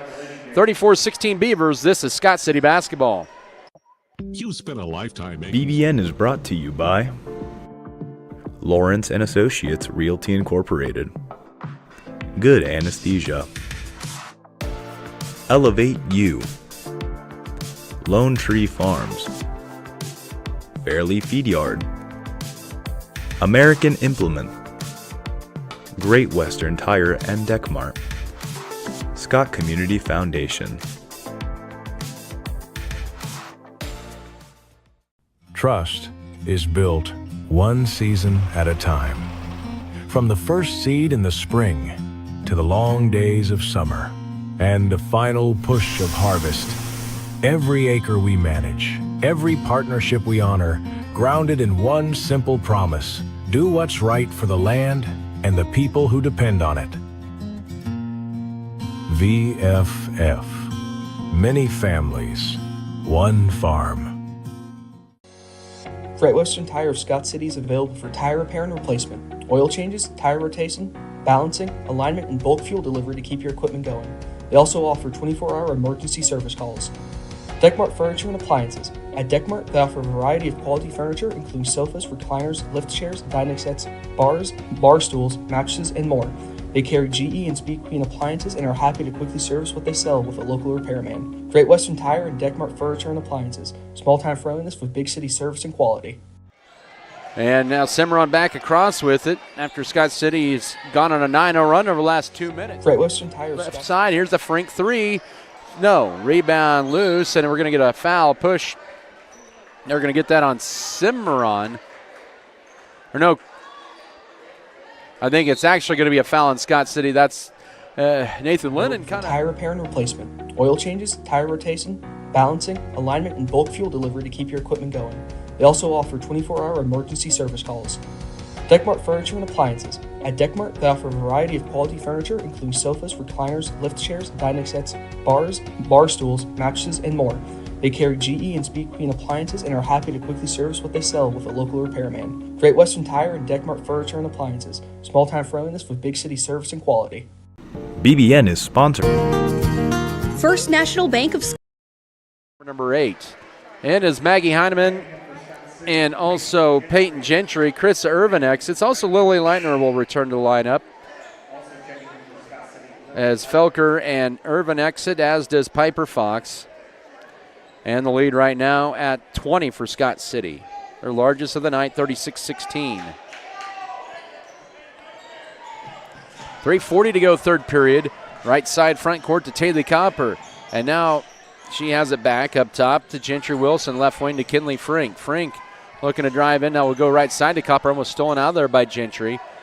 Cimarron's gone on a 3.5-minute scoring drought. They have 14 to shoot. Right side ball fake by Copper, goes right side, pulls up, rims in halfway in and out, and the rebound goes to Valeria Castillo, her second rebound. Here comes Scott City with a 20-point lead, looking to add to their 9-0 run, but Cimarron slows them down back to Gentry, turns down the three, pulls up for the deep two, and goes in and out.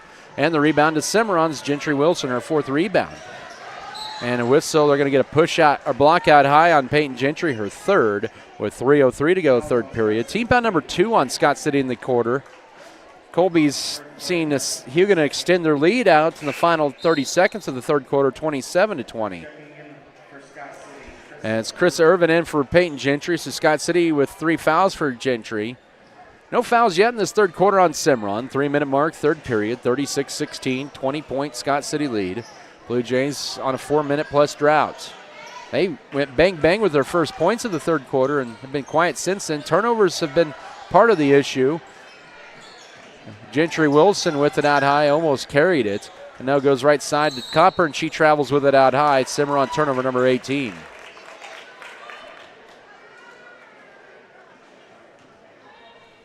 2:42 here in the third. It's a 20-point Scott City lead. The Lady Beavers are on a little bit of a drought as well, 2 minutes. They get it into Leitner. She'll drive down the middle. Bank shot. Decides it wants to go in. She's the first in double figures with 10, and it's an 11-0 run over the last 4 minutes. 38-16, 2:20 to go third quarter. So Scott City up 38-16, 22-point lead. Final 2:15 of this third period. Frank will fire a left wing three. She banks it in and one. On senior night, she has 9 and can go for the very rare 4-point play, 38-19 with 2:14 to go third quarter. Payson Campbell fouls out high for the third foul on her. Team foul number 3 on Scott City in the period. Thought it was on, yeah, they don't have it right on the board. Should be on 12. But so far, Cimarron has had 3 threes from Frank, another 3 from Taylor Copper. They've also had a 3-point play. That's combined 15 of their 19 points. I think it should be on Payson Campbell. They're trying to discuss this with 2:14 to go third quarter. And Nathan Lennon and the official who made the call are talking things over. I know Nathan for quite a while. And now I think they get it corrected. I think it should be on Campbell. Yep, there it is. Her third, with 2:14 to go third quarter. Frink at the line. Cimarron tonight 1 of 3. And now 2 of 4 as they complete the rare 4-point play. That makes it an 18-point game, 38-20. Outside of 2 minutes to go third quarter. So that ends a 11-0 Scott City run after they push it up to 22. 2 minutes to go third quarter. Campbell out high. Irvin for a 3, and that is good. She has her second 3 and 10 points. Second Lady Beaver in double figures. 41-21, 55 to go third quarter. Scott City with now 3 threes in the ball game. Cimarron just gets it across to avoid the 10 count. It's Gentry Wilson with it. And now they have 7 fouls on Scott City on the board. That's not right. It should be just 3. Minute 38 now they get it corrected. They must have heard me. And now Cimarron is going to lose it, but keep it alive. Kinley Frank, 10 to shoot, and they get it knocked out of bounds right at the 91-second mark of the third period. Let's pause real quickly for station ID. This is Beaver Basketball. Mix 94.5 KSKL Scott City, powered by Wheatland Electric, committed to improving the lives of their members and the community they serve. Wheatland Electric, delivering energy for life, a Touchstone Energy cooperative. Right off the inbounds, a whistle and a foul. Kinsey Hessman draws foul number 4 in the period on Scott City, and that'll be on Piper Fox, her second, as Piper Fox also Peyton Gentry and Kaylee Felker return to the lineup. 41-20. Hessman 1 of 1 at the line tonight, make it 2 of 2. She has 6, and it's 41-21. 1:27 to go third quarter, and in for the Blue Jays will be Mia Mendez for the first time. So all 9 Blue Jays will check in tonight. Exiting will be Kinley Frank. Second free throw on the way, and that is good as well. It makes it 41-22. And now back in will be Alyssa Bogner. Or correction, Hallie Hessman. She'll replace Kinsey Hessman. Back to within 19 is Cimarron. Minute 20 to go third quarter, Scott City basketball.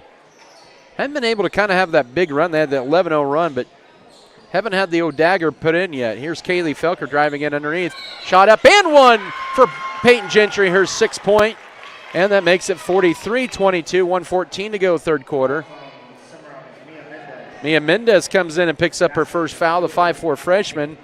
And team foul number 1 of the third quarter on the Blue Jays. 1:14 third quarter. Scott City looking to extend their 43-22 lead, and they do.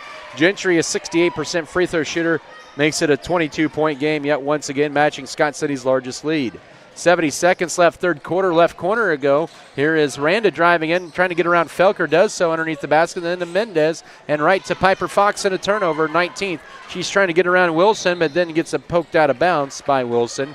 58.9 to go third quarter.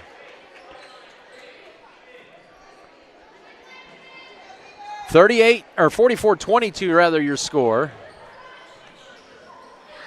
Left corner it goes to Kaylee Felker. Felker will get around the screen, dumps it underneath. Ball's going to be thrown away, they'll say. And it's a turnover, number 9 on Scott City. Lady Beavers just above their season average with quarter to go. 48 seconds to go third quarter at 44-22. Cimarron back with the basketball. Oh, an unforced error up top. And Lady Blue Jays with turnover number 20.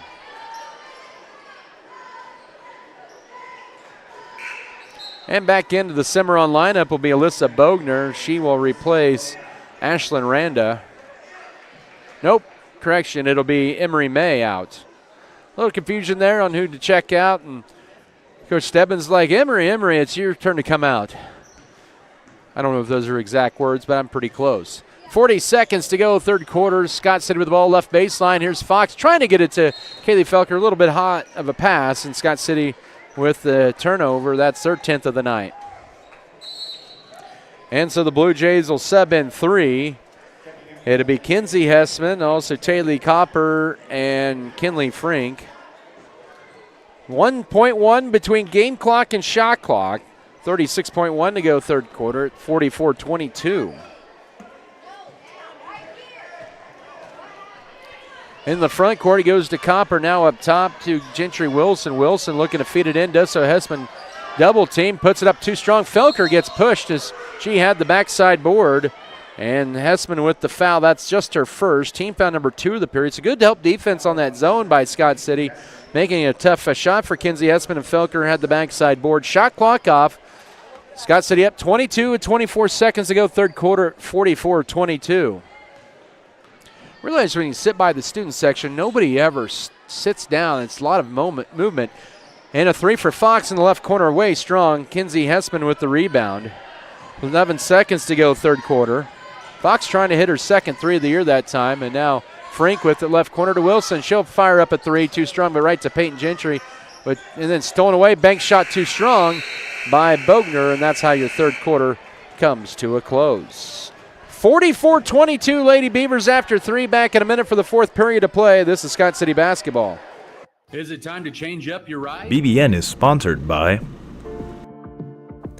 Vogelmore Family Farms, Western State Bank,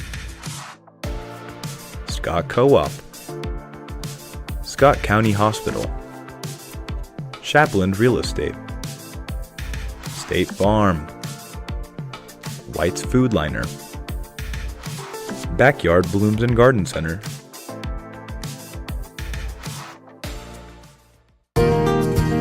First National Bank of Scott City. One of the few places left that you could call today and speak with a person and be greeted at the door with a friendly face. Come see us at First National Bank, where you will feel at home. Let us help you with your banking needs, whether it be setting up a checking account, savings account, CD, or getting a loan for that new vehicle or home you have been dreaming about. Member FDIC, an equal housing lender. If you are in the market for a new or used vehicle, check out J&R Car and Truck Center of Scott City. J&R Car and Truck has a fully trained service and parts staff for repairs on most makes and models of vehicles. Locally owned and operated, J&R Car and Truck Center provides new and used vehicles in stock and ready to be delivered. Stop on in and check out jrcarandtruck.com for your next vehicle. J&R Car and Truck Center, your Chevrolet and GMC dealership in Scott City. Bounce pass right corner. He goes to Gentry Wilson underneath. Shot stuffed. Oh, they're going to get a foul, says Steve Finster on Lily Leitner. Boy, Leitner hasn't had her last 2 fouls going back to last night. Hasn't been the beneficiary of the calls there, but she just has a smile with it. I would expect nothing less from her than a smile like that, her first. Team foul number 1 in the fourth quarter. First free throw, though, Hessman, no. So, actually, the foul worked out for Leitner as Hessman doesn't get 2 points there. 7:49 to go. Second free throw on the way is good. She hits 1 out of 2. She has 6. Cimarron tonight at the line is 5 of 8. It's 44-23, 7:48 to go. Scott City's first possession of the fourth quarter with Peyton Gentry now to Irvin, who has 10. Pivots, throws it up, can't get it to go. Rebound, it's Cimarron Blue Jay basketball. Gentry Wilson with 5 rebounds. Cimarron has only had 1 offensive board all night. And now they get it in, but Leitner with good deflection and forces Cimarron into their 21st turnover.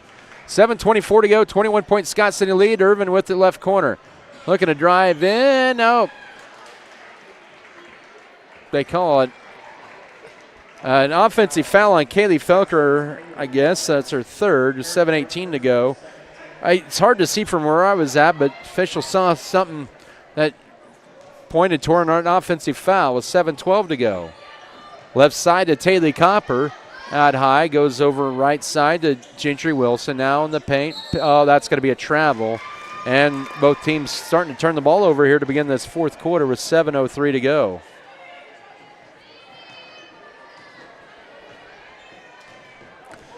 As I mentioned, they've already had senior night, so we have no festivities in between games like that. Here's a three for Irvin in the left corner, no. And the rebound to Kinley Frink, her fourth rebound of the night.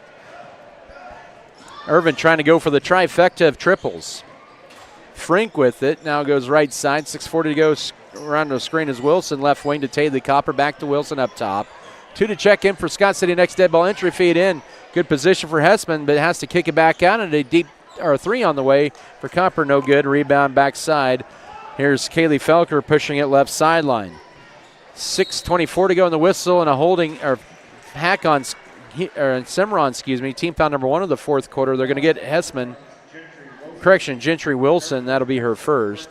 As back in is Piper Fox and also Valeria Castillo in for. It'll be Krista Irvin and Maggie Heineman. New 35 for Scott City. Oh, there's Lily Leitner now to Castillo. She almost thought about taking the three. Now Peyton Gentry will pull up in the lane. Jumper good. She has 9. 46-23, And that is Scott City's largest lead of the night with 6:10 to go. Lady Beavers up by 23. Right side now up top to Gentry Wilson. Left wing it'll go here to Kinley Frink. She'll have a runner in the lane, but she's going to be fouled, and she'll get 2 free throws with 5:59 to go. And it's likely that foul on Gentry, her fourth. It's likely that Cimarron is going to be going to Beloit next Friday for their sub-state game. Free throw number 1 is good for Frink. She has 11 and makes it 46-24. Payson Campbell, Kinley Hickey back in for Kaylee Felker as well as Lily Leitner. 5:59 left. Second free throw, good as well. Cimarron's been pretty good at the line tonight. They're now 3 of 4 here, 7 of 10 tonight. They were 6 of 10 in the first meeting. 46-25, 5:55 left. Gentry up top now to Valeria Castillo, finds Piper Fox at the foul line. She'll drive in, lays it up too strong. There's Gentry with a follow, and she's fouled. She'll get 2 free throws coming up here. Fox been kind of quiet on the rebound since halftime, but Gentry with her third rebound and after her fourth foul, and now that foul on Taylor Copper, her first. Gentry with 9, trying to become the third Lady Beaver in double figures, and she cannot get that as she misses the first. Scott City tonight now 3 of 6 from the line. They've kind of been struggling a little bit the line as of late, but Gentry gets the second, 47-24, 5:45 left. So the teams have traded free throws here in the last 12 or 14 seconds. They're working around left side to Frink. She'll fire a 3 and buries it. And a timeout for Cimarron, 47-28. 5:36 to go. She's had a big night. Full timeout for the Blue Jays. We'll take a minute break as well. This is Beaver basketball. If you are in the market for a new or used vehicle, check out J&R Car and Truck Center of Scott City. J&R Car and Truck has a fully trained service and parts staff for repairs on most makes and models of vehicles. Locally owned and operated, J&R Car and Truck Center provides new and used vehicles in stock and ready to be delivered. Stop on in and check out jrcarandtruck.com for your next vehicle. J&R Car and Truck Center, your Chevrolet and GMC dealership in Scott City. Since 1950, Pioneer Communications has been right here in Western Kansas, connecting your community. We're more than an internet company. We're your neighbors, your friends, your local business partner. For 75 years, we've been dedicated to delivering the experience you deserve, providing high-speed internet, reliable connections, and unwavering support for families, schools, and business. Wherever life leads you, Pioneer Communications, where connection counts, being local makes a difference, and community comes first.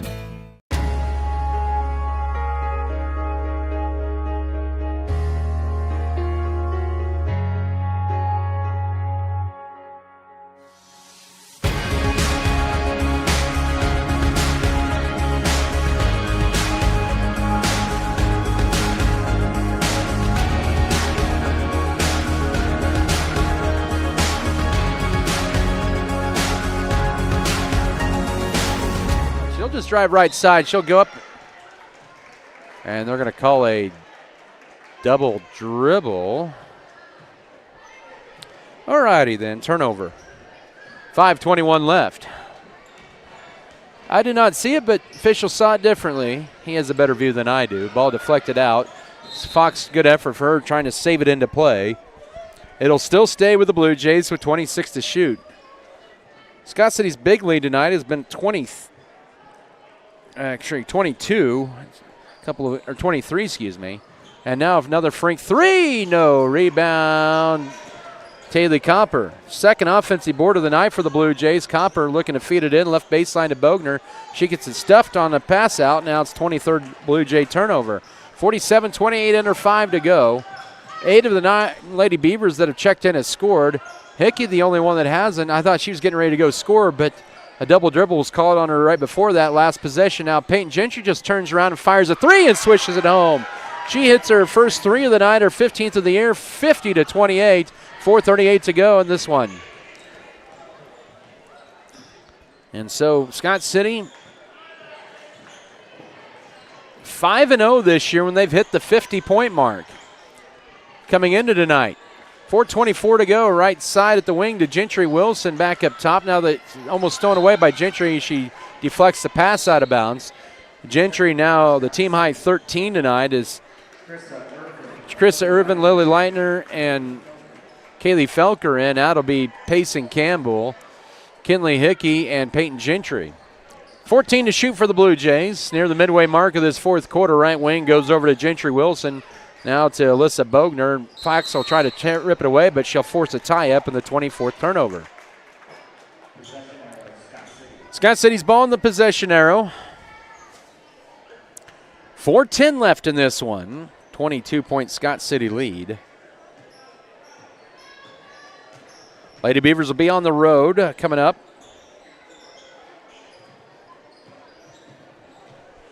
On Friday next week, likely against Larned. Left side, it goes over here to Castillo up top. Now right side to Kaylee Felker, 15 to shoot. Felker holds it. Now to Leitner, right elbow. She'll drive to her left. Drive down Main Street, and this is a wide left, but got a rebound. Might have been partially deflected, but she got fouled after she grabbed her own miss. And that'll be team foul number 2 with 3:43 left. Might check in on that Hoisington game real quick if I can find it real quick. Taylor Copper, their second. 3:43 remaining. Ashlyn Randa back in. And also Emery May. All right, so Larned wins 47-30. Hoisington drops to 11-9. So, and Larned is 16-6. Left corner, here's a three for Hickey. Short, rebound underneath for Frink.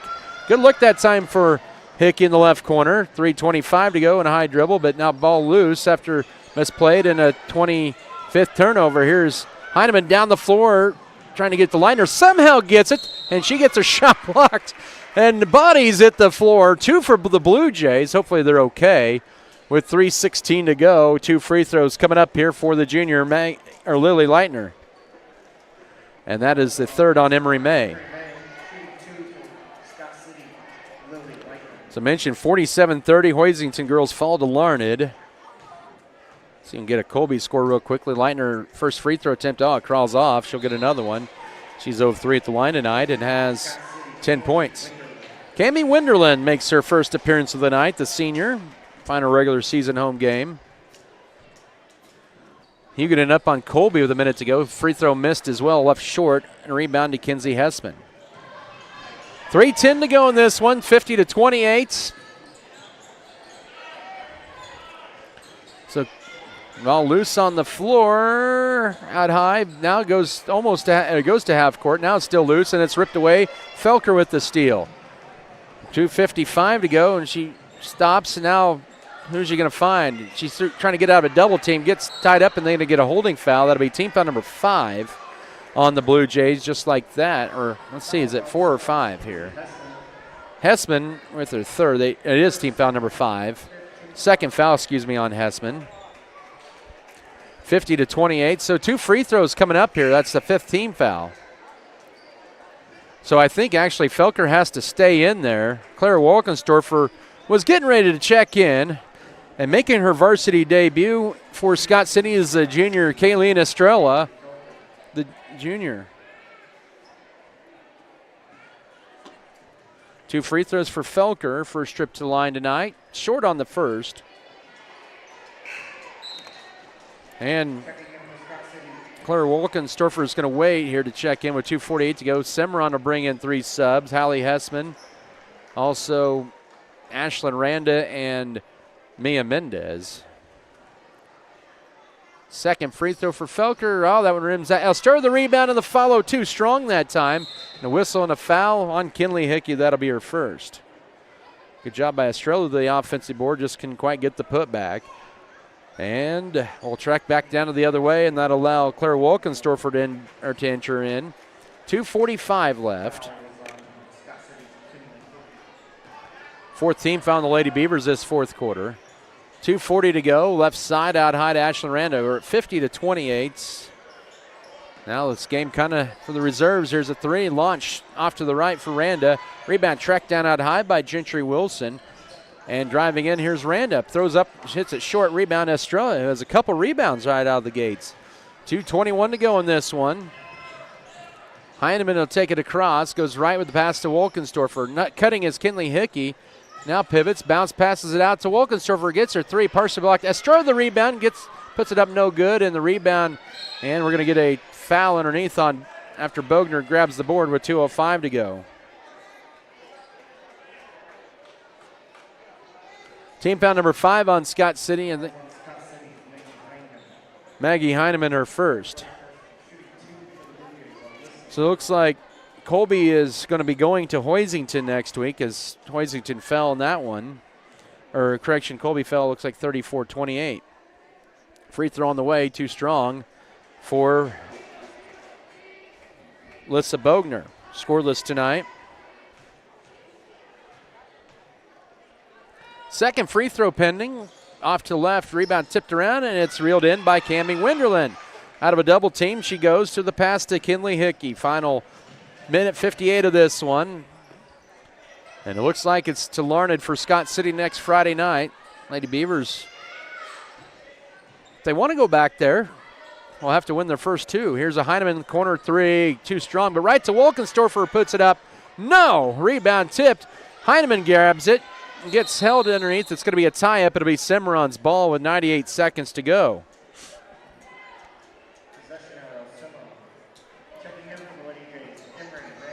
Emery Mayer in. She'll replace Wilson here with 1:38 to go. Southwestern Heights girls were trailing Liberal at the break. Don't have a Goodland update against Holcomb. They were down, I believe, 8 at halftime. So everything's kind of starting to get solidified. The boys has been kind of a crapshoot. We'll get in that boys pregame. 1:25 to go. Left corner it goes. Here's a 3 launched for May. No, rebound loose, but picked up by Randa, an offensive board for the Blue Jays. And then they were nice enough to give it to Coach Stebbins, but you don't want to do that in a game situation. And he has a little chuckle with the official, Nathan Lennon, and 1:18 to go. I got to give credit to Austin. He put a sticky note, saved my spot here with a sticky note here before the game. It says reserved for the GOAT of SWK Broadcasting. Put my name, and he spelled my name right. I appreciate that. That's tough at times. 1:03 to go. So great hospitality, I tell you. Scott City is going to win their 6th straight in this series. They'll throw it away right there. Turnover number 14. Steal for Bogner now, and now losing it, and they're going to get a reach-in foul. And now Mia Mendez will look for a couple points here with 50.2 to go. Scott City will go 8-12 on the year and 4-7 in the league. Cimarron girls will drop to 1-11 in the league and 3-20 overall. 2 free throws coming up here with 50.2 to go. Mendez misses the first with 50.2 to go. We've been stuck at 50-28 for nearly 4 minutes here, but not for long. 50-29, 1 minute or 50 seconds ago. That broke a nearly 5-minute drought for I was looking at the Huguenin score for Cimarron. 40 seconds to go. Walkenstorfer up top left to Heineman, trying to get it to Estrella. Ball deflected, picked up by Hickey.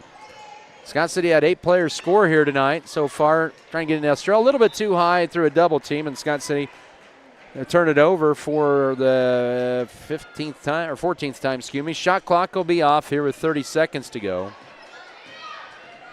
It's running, but now it's off. 25 seconds left.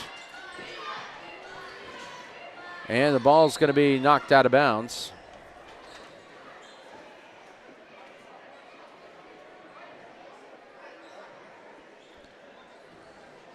.3 to go. Inbound in right wing to Ashlyn Randa. Now right corner to Mendez. 15 seconds worked, and bounce pass right into the lap of Kayleen Estrella and a turnover. And now it is a steal in the backcourt and a foul. And that'll send Hallie Hessman to the line for 2 with 7.7 to go.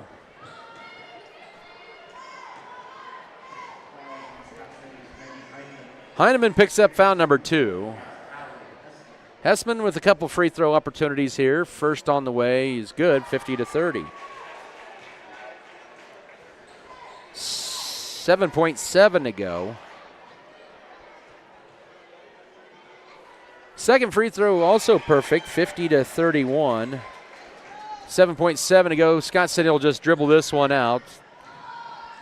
They haven't scored for the last 4.5 minutes of the ball game, but it doesn't matter. They had enough in the bag in the end. 50-31, they win it tonight over the Cimarron Blue Jays to win their 6th straight in this series. They finish the regular season out at 8-12 and 4-7 league. Cimarron at 3-20 on the year and 1-11 in conference play. Our post-game coverage will begin after this 3-minute timeout. This is Scott City basketball.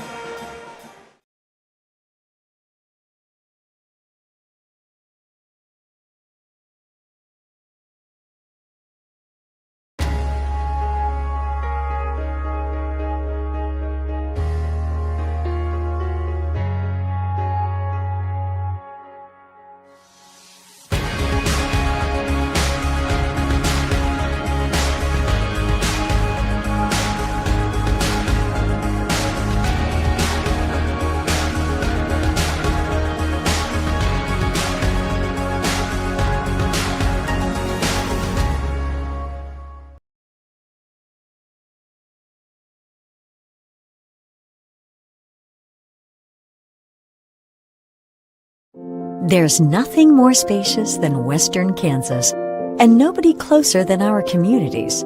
We are determined to keep our communities connected to schools, kids to teachers and parents. We believe a connected world is a better place. We're more than what we do for our hometowns. It's what we do with our hometowns. S&T is proud to be your family, your friends, your neighbor. On the farm, every decision matters. You wouldn't trust a doctor to give your family a one-size-fits-all prescription, and seed shouldn't be one-size-fits-all either. At Circle C Farms, we've partnered with Beck's, America's largest family-owned seed company serving farmers for 5 generations. With Beck's, you get more than seed. You get commitment rewards, early order and quantity discounts with flexible, low-rate financing options. Circle C Farms and Beck's, family to family, growing the future together.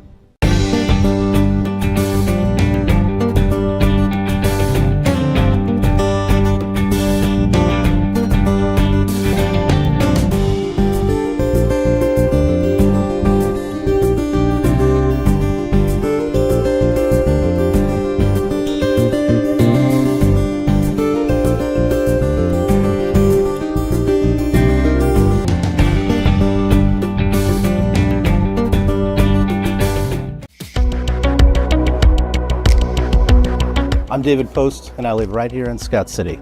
I'm proud to help my neighbors protect their homes, farms, and businesses, because this is my community too.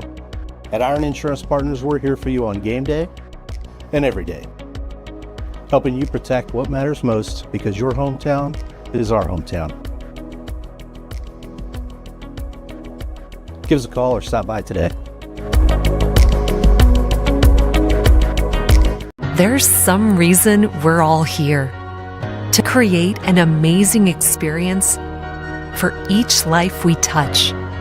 If we look closely, we might just see there's something about you amazing people these amazing drinks served this amazingly fast.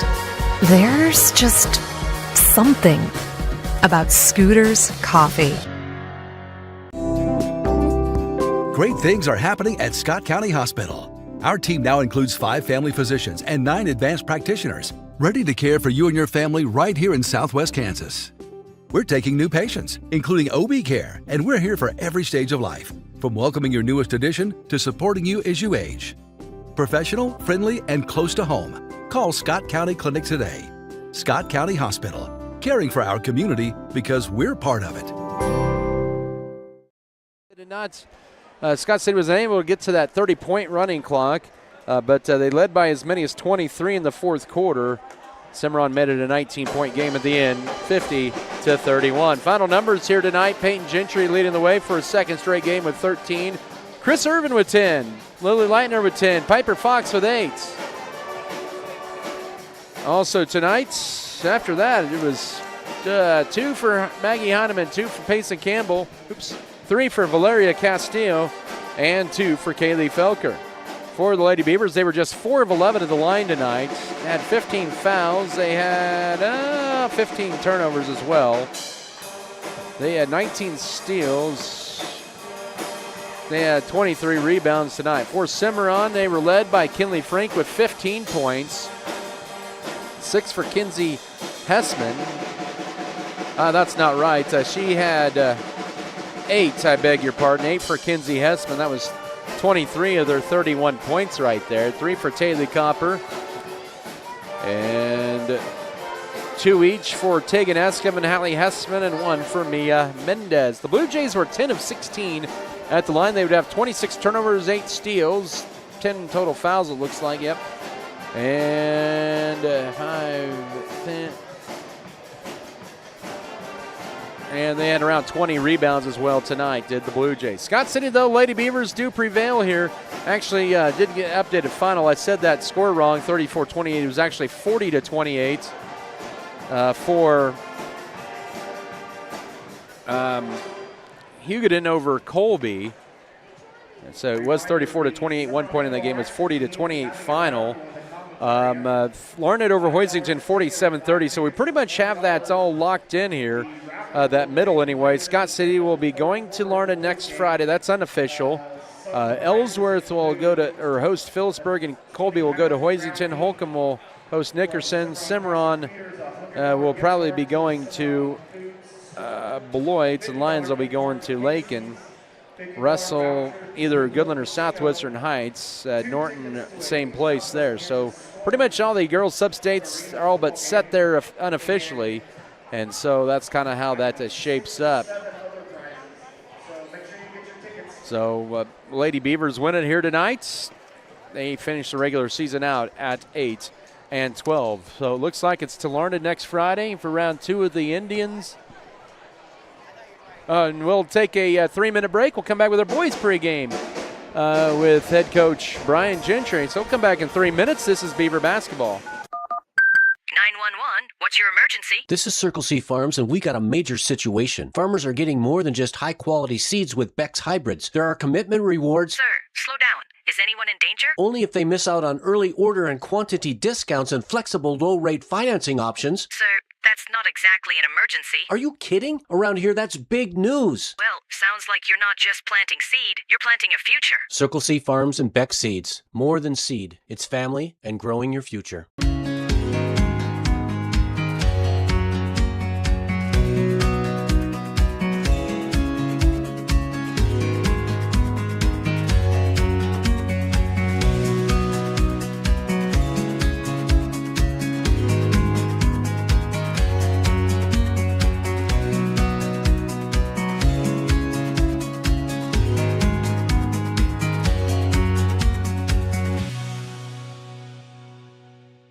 BBN is brought to you by Ag Management Services, All-in-One Wash, B&H Paving, First National Bank, HRC Feed Yards, JNR, Next Tech Wireless, Pioneer Communications, Red Barn Enterprises. Nextech Wireless has been offering superior coverage to Kansans for close to 20 years. My, how things have changed, bringing us to modern technology we trust and depend on. Rain or shine, wind or snow, we'll be there because we live here too. We're investing in our communities and connecting Kansans. It's not a gimmick, it's our guarantee.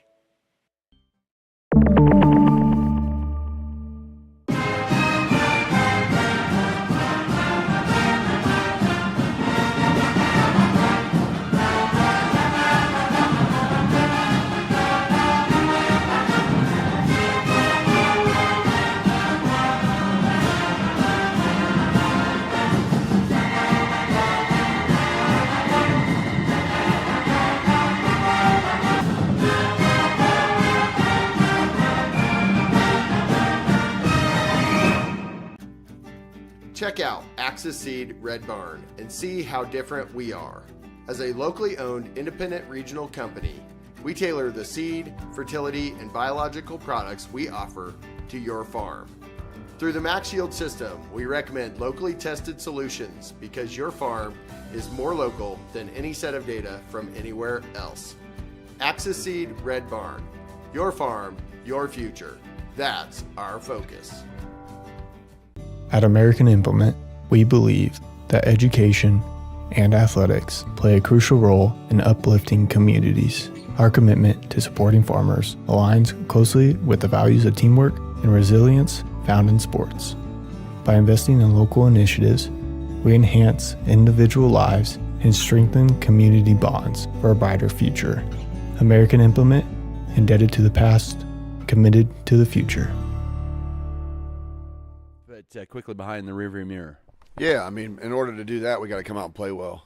I mean, if you let that, kind of linger on and you come out and, double down on a kind of a poor performance, it's going to get worse. So we got to come out and play with the intensity and play to our ability, which we didn't do, last night at all. But, ton of credit goes to Hugoton and how they play. I think you're very handsy defensively. They're very active, and then offensively they really make you guard and they cut hard. They've got guys that can handle it and get downhill. So I mean, they put a lot of pressure on you, and if you don't handle that mentally, that's where you get into trouble.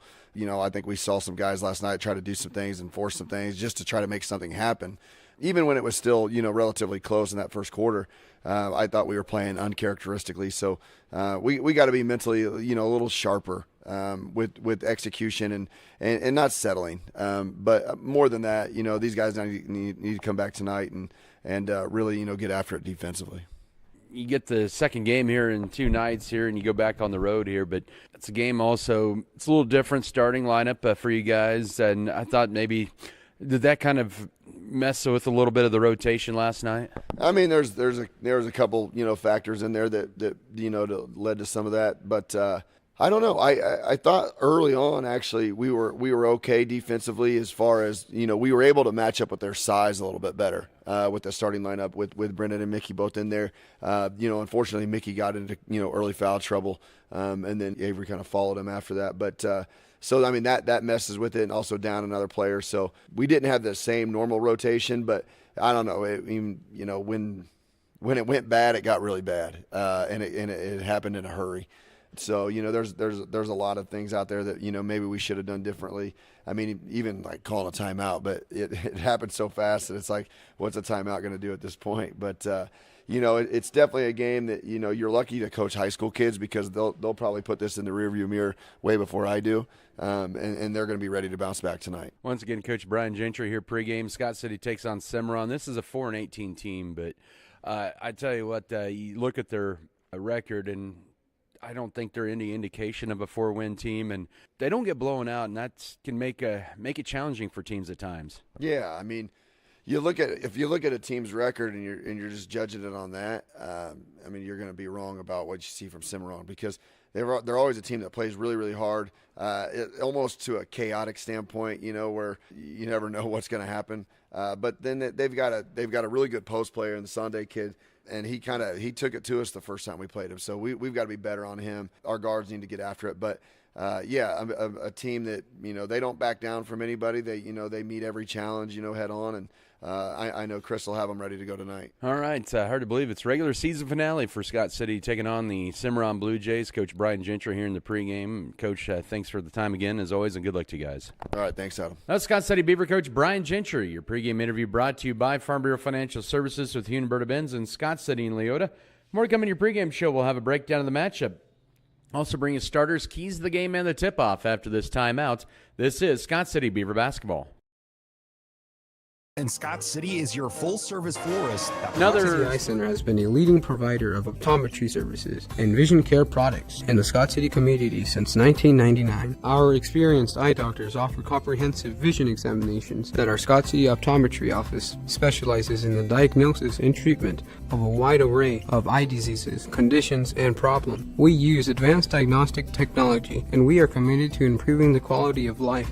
Give yourself the gift of clear vision by scheduling an appointment with Dr. Joshua Gooden, OD, today. BBN is sponsored by Circle C Farms, Iron Insurance Partners, David Post, Norder Supply, Our Brothers Auto Body and Mechanic, Scott City Eye Center, R6 Ag, Farm Bureau Financial Services, Scooters Coffee, The Cottages at Garden City. Fairleigh Feed Yard is dedicated to investing in our facilities and staff to provide the best experience possible for the cattle feeder and, in the end, the consumers of our product. We are always in the market to purchase corn and other commodities from local producers. Call our office at 620-872-2111 for current pricing. Our dedicated employees and their families are very important to us, and we are proud of their children that are current beavers and individuals that will grow into those roles in the future. Fairleigh Feed Yard is privileged to support Scott City youth and are honored to cheer on the Beavers.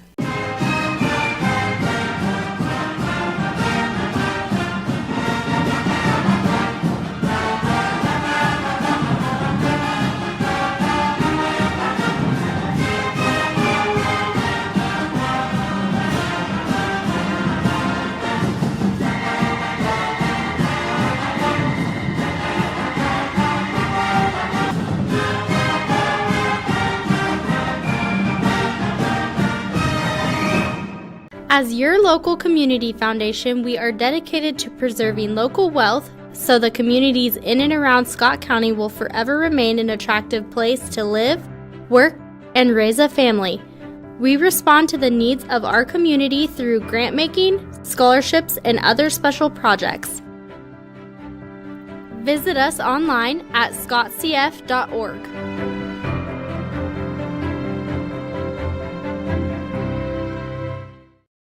The dedicated team at Norder Supply is passionate about assisting our customers in achieving maximum net return per acre. That is how we define our success.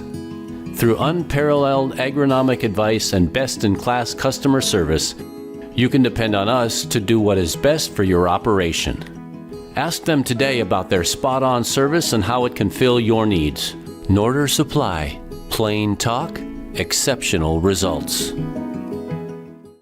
There are places where people truly value relationships, where distance is measured in acres, and all roads lead to families on one mission: to provide for their loved ones, their community, and the world. That's where you'll find us. Generation after generation. Farm Bureau Financial Services. It's your future. Let's protect it. Contact Farm Bureau Agent Berta Benz and Sales Associates Sam Giesick and Joni Stegman today.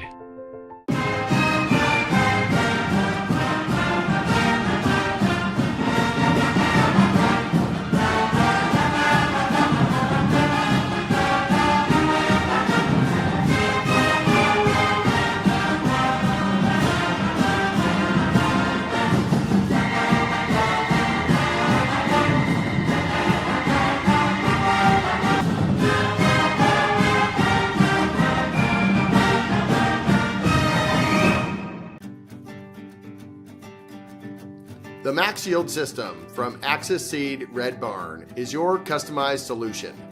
By utilizing field-specific data, we help you eliminate stress and increase yield through seed, fertility, biological, and crop protection decisions. Our approach is focused on your farm and your future, because as a locally owned business, our focus is on you.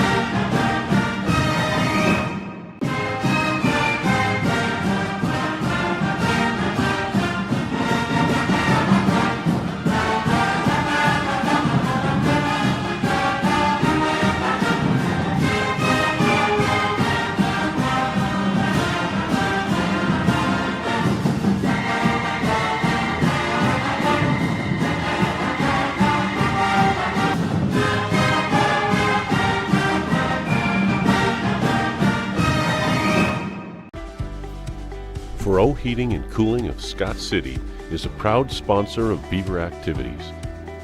Brent and Angie take pride in helping our activities and support our students 100%. They can also help you with any heating and cooling needs that you have.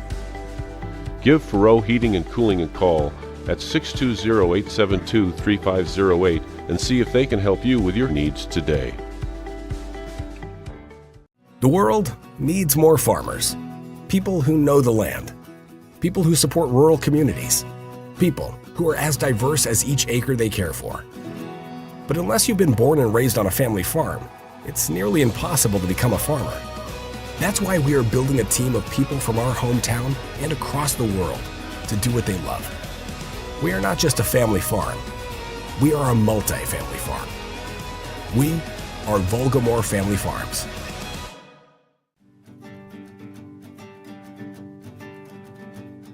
Axis Seed Red Barn is your locally owned and operated Axis Seed independent regional company, using local data to bring you top performing seed, fertility, and biological products tested and proven to perform right here in Western Kansas.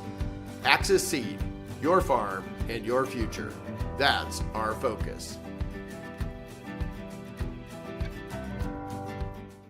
We've been sharing the ball well, and then I think we're getting a little more confidence in our shots, so that's good to see. But you can still tell at times that we'll miss one, or we'll turn the ball over, and then we'll get our heads down, and we won't be very confident. So as long as we can continue to carry the confidence for the entire game, we could be pretty dangerous. All right, so you get a week off now, and it's all business now, win or go home time.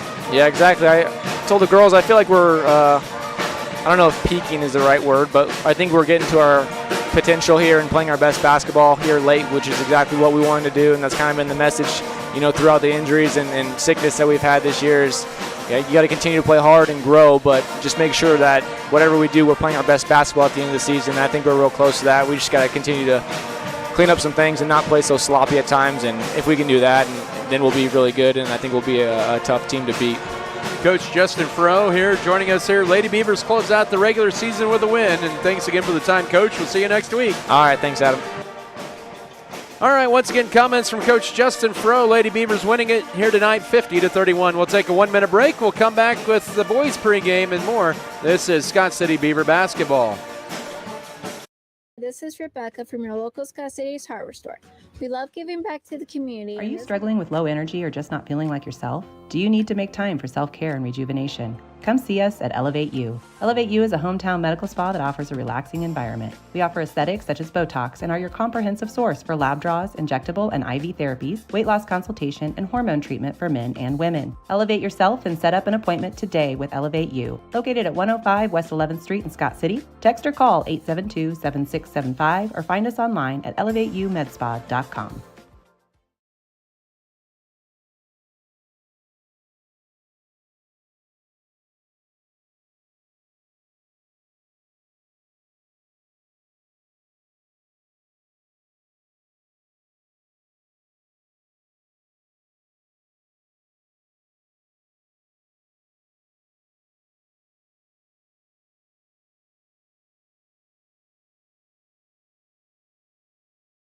Are you struggling with low energy or just not feeling like yourself? Do you need to make time for self-care and rejuvenation? Come see us at Elevate You. Elevate You is a hometown medical spa that offers a relaxing environment. We offer aesthetics such as Botox and are your comprehensive source for lab draws, injectable and IV therapies, weight loss consultation, and hormone treatment for men and women. Elevate yourself and set up an appointment today with Elevate You. Located at 105 West 11th Street in Scott City, text or call 872-7675 or find us online at elevateummedspa.com.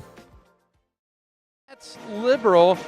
Could move Scott City up to the number 5 spot. So it's either coming in tonight right now looking like if it were hold, it'd be Russell for Scott City or Lions, depending on those outcomes tonight. Ellsworth is finished at 6-14 in the number 13 spot. No spots are solidified yet coming into tonight, which is very unusual. Beloit right now at 15-4. They have a winnable game against Minneapolis. Holcomb at 17-5. Lakin is at 12-8. Hoisington at 12-9. Lakin has a tough game against a ranked team in Deerfield on the road over in the Kearney County rivalry, just kind of up the road on Highway 50. Southwestern Heights at 12-10. Scott City 10-9. Colby at 11-10. Norton at 9-10. Goodland at 10-12. Phillipsburg at 8-10. Norton or Russell 9-12. Lions 8-12. Ellsworth 6-14. They are in the stable waiting to see what happens. Lauren at 6-15, and Cimarron and Nickerson are both 4-18. Keep in mind, Cimarron has the head-to-head win over Nickerson, so if they do have identical records after tonight, they would own the tiebreaker. So, lot to play all over the region here tonight in the Larned standings. Scott City coming in 10-9 on the year, not one of their better performances of the year last night, and a loss to Hugoton, but credit to Hugoton, that is just an outstanding team. They shot the lights out of the ball and really never looked back in a 71-37 win over Scott City. The Beavers committed 13 turnovers there last night, but that wasn't the issue. They just gave up big runs to Hugoton, and Scott City could never get back-to-back possessions worth of points last night either. So that was part of the issue as well. And the loss, the Beaver boys were led by Avery Radke's 8 points. Second low point total for the year for Scott City, a team that's averaging 54 a game. Cimarron averages 49 points a game. They have lost 8 in a row as they are now 4-18 on the year, 0-11 in the league.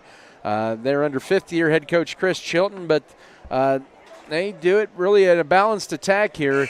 They don't really, stats are unavailable, but they just don't really have a, a definite go-to, but other than Kate Sonde, he's kind of their big person. The 6'4 senior, he had a monstrous game against Scott City in the first meeting of the season with 23 points. He's going to be one that's going to be looked at a lot tonight here for the Cimarron Blue Jays, as Scott City looking to continue their winning streak over the Blue Jays. The Beavers have won 9 straight. They lead the series 24-1. The lone Cimarron win came in February of 21 up in Scott City 37-36.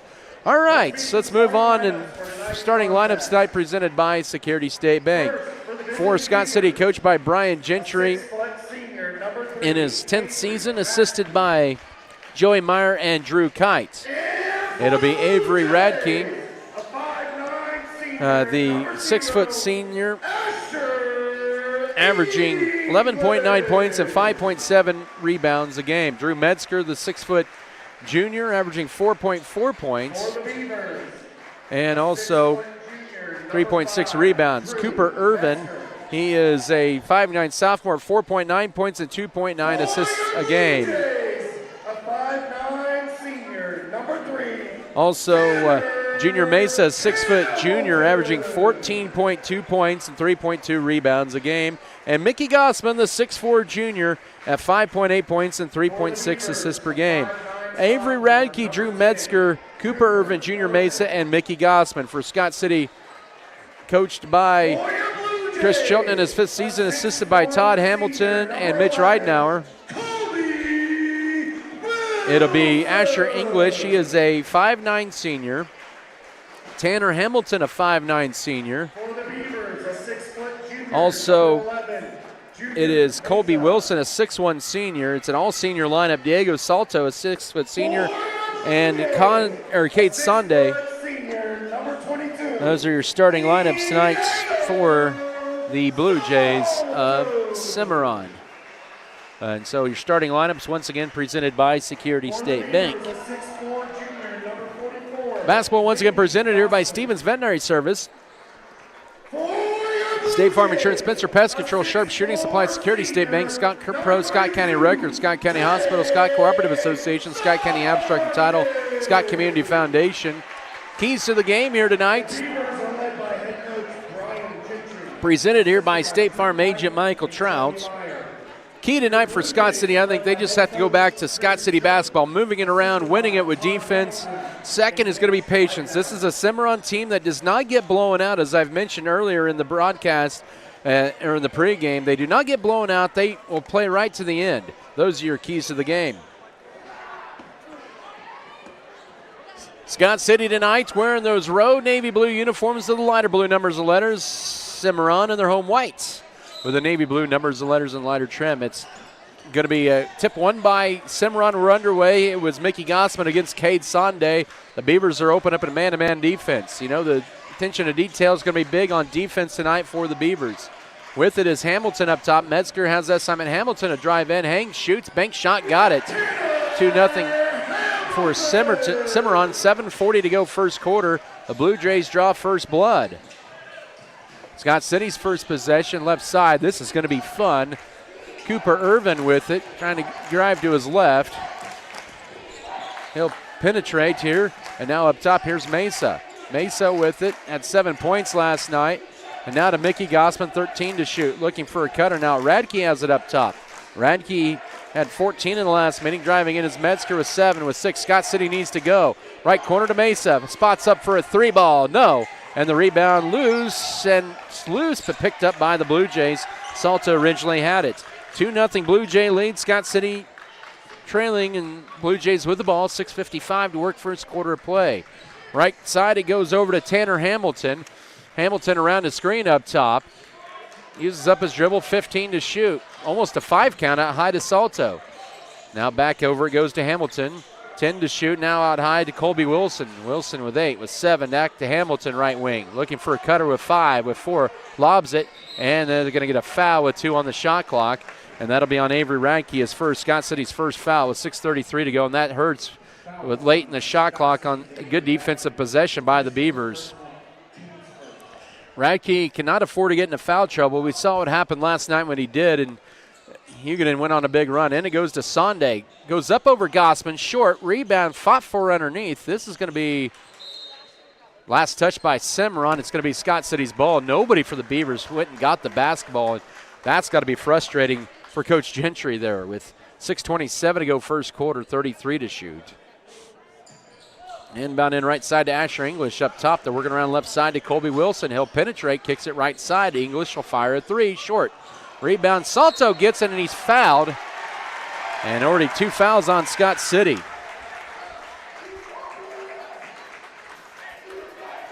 Mickey Gossman called with the pushes first. Not a good start for Scott City with 6:18 to go first quarter, down 2-0. Oops. New 35 on the shot clock.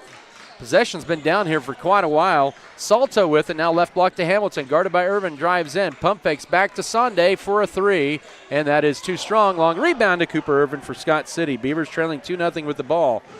6:05 to go first quarter. Irvin back up top to Mesa. He'll try a 3, and that is rimming in and out. Boy, good look that time, and the rebound to Cade Sonday. Scott City 2 minutes in, trailing 2-0 to the Blue Jays. Going left side, Colby Wilson pulls up, misses it badly. Last touched by Sonday. It'll be out of bounds to Scott City. A quick possession there for the Blue Jays with 5:49 to work first quarter. I'm going to have fun in this left corner trying to see who has the ball, looking around the Cimarron student section tonight. Up top with it, Mickey Gossman. Gossman puts it on the floor a couple times now to Avery Radke, right side to Junior Mason. Nice cut. Gossman wide open, and we're tied at 2. That was great cutting on the offense by Scott City. 5:35 to go first quarter.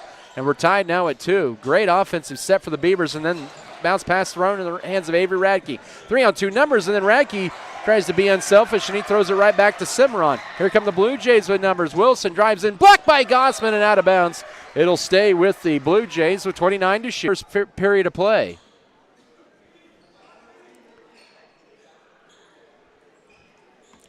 Cimarron to lob it in, or look to feed it in, and it's to Salto. Salto holds it, looking for a cutter, finds it to Tanner Hamilton. Hamilton will put on the floor, guarded by Metzger, 20 to shoot. Hamilton with the lone points for the Blue Jays. Left wing now to Asher English. Back up top, it'll go to Diego Salto. Right side to Tanner Hamilton. Entry feed into Sunday. Backs his way over Gossman. Shot blocked, and Gossman stands his ground and grabs the board. Good defense on Sunday. Beavers pushing with Mesa. Kicks it left side. Metzger for a three. No. Too strong. Rebound, box out, and into the hands of Ashley English, who boxed out Avery Radke. Scott City just 1 of 4. A 0 of 3 on threes to begin here in the first 3+ minutes of the game, tied at 2. Cimarron, one of their first 7 for the ball game. Up top, here's Salto, left side over to Colby Wilson. Entry feed to Sunday, knocked out by Gossman. And the Blue Jays will bring in Logan Heddleston for the first time, the 6'2 senior. He will replace Diego Salto. We're tied at 2, 4:31 to go first quarter. Cimarron hasn't scored in 3 minutes here. And it goes wide open. Nobody accounts for Heddleston, and he lays it up right out of the bench, and it's 4-2 Blue Jays. Cimarron, 4:25 to go first quarter. Nobody accounted for him off the inbounds. Entry feed into, once again, Mickey Gossman. His turnaround bank shot over Sunday, too strong, and Cade Sunday with the board. In transition, Hamilton steps back, launches a three, too strong, rebound Cooper Irvin. Near the midway mark of the first quarter, Irvin with 2 of Scott City's 3 rebounds in the game. Here he comes with the ball. Spin move, lays it up, leaves it short. Cade Sunday with the third rebound already for Cimarron. The Beavers really struggling early on here. Down 4-2, 3:50 to go first period of play. Right side to Tanner Hamilton. Man-to-man defense for Scott City up top. Now to Logan Heddleston. Left side Sunday. He'll take the jumper over Mickey Gossman and knock it down. 6-2 Cimarron.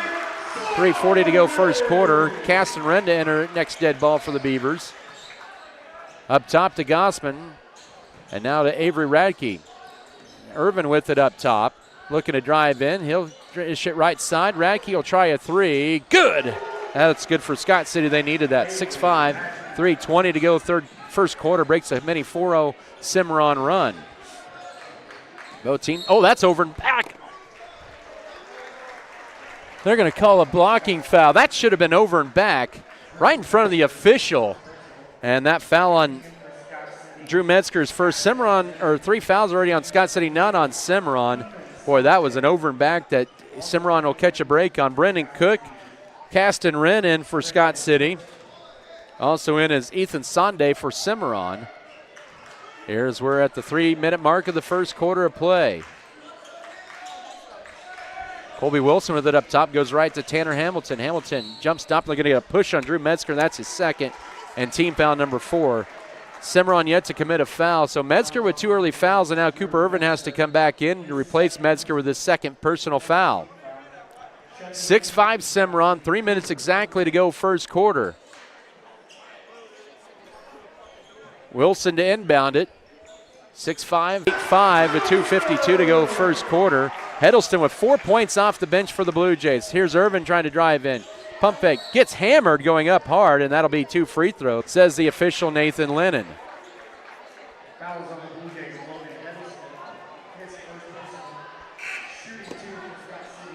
Heddleston is first, team foul number 1, and Irvin to the line to shoot 2 free throws. He is 73% on the year. Scott City last night, 7 of 11, right around their season average, and the free throw is good, and it's 8-6. English back in to replace Tanner Hamilton. 8-6 Cimarron lead. They have not trailed. We've been tied once. 2:44 to work first quarter, so Irvin on the board. And too strong in the second, and the rebound to Logan Heddleston.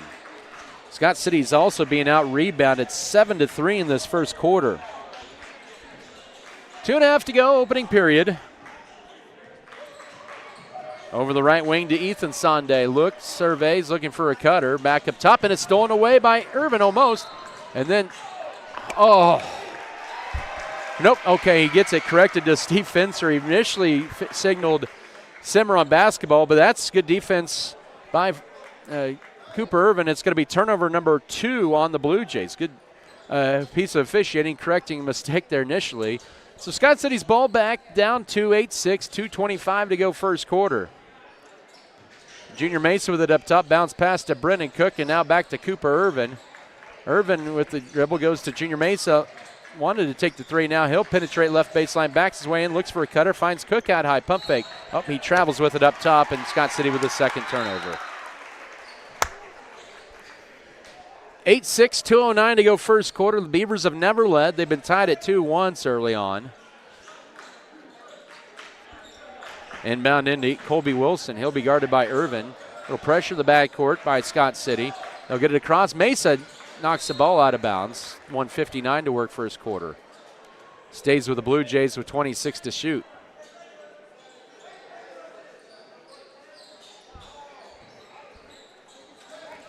Wilson to inbound it in, looking, finds an open Logan Heddleston. Now back to Wilson. He'll go around Irvin, dish it to Heddleston, who wasn't anticipating, and now right side to Wilson. Nice cut, but deflected, and Wren last to touch it out of bounds. Good defense, 16 to shoot, 1:50 to go in the opening period. Scott City down 8-6 to Cimarron. Blue Jays to inbound it, Colby Wilson. Lob it in to Heddleston, now back to Sonde out high. Goes right side over to Ethan Sonde. Sonde surveys back up top to Wilson. 8 to shoot, 7 to shoot, 6 to shoot. Now right side to English, stripped out of there by Irvin. He almost gets the turnover. 1 second. That's going to be a shot clock violation, but thrown right in the hands of Junior Mesa. Turnover number 3. Mesa to push it across. He'll take it all the way, lays it up through some contact. There is a late whistle and a foul. He'll go to the free throw line to shoot 2 with 1:28 to go first quarter. Team foul number 2 on the Blue Jays. The foul will be charged to Colby Wilson, his first. Mesa 73% on the year at the line. Beavers are down 2 late first quarter. Mesa's first, got it, 8-7. Diego Salto returns for Sonde. That's Cade Sonde.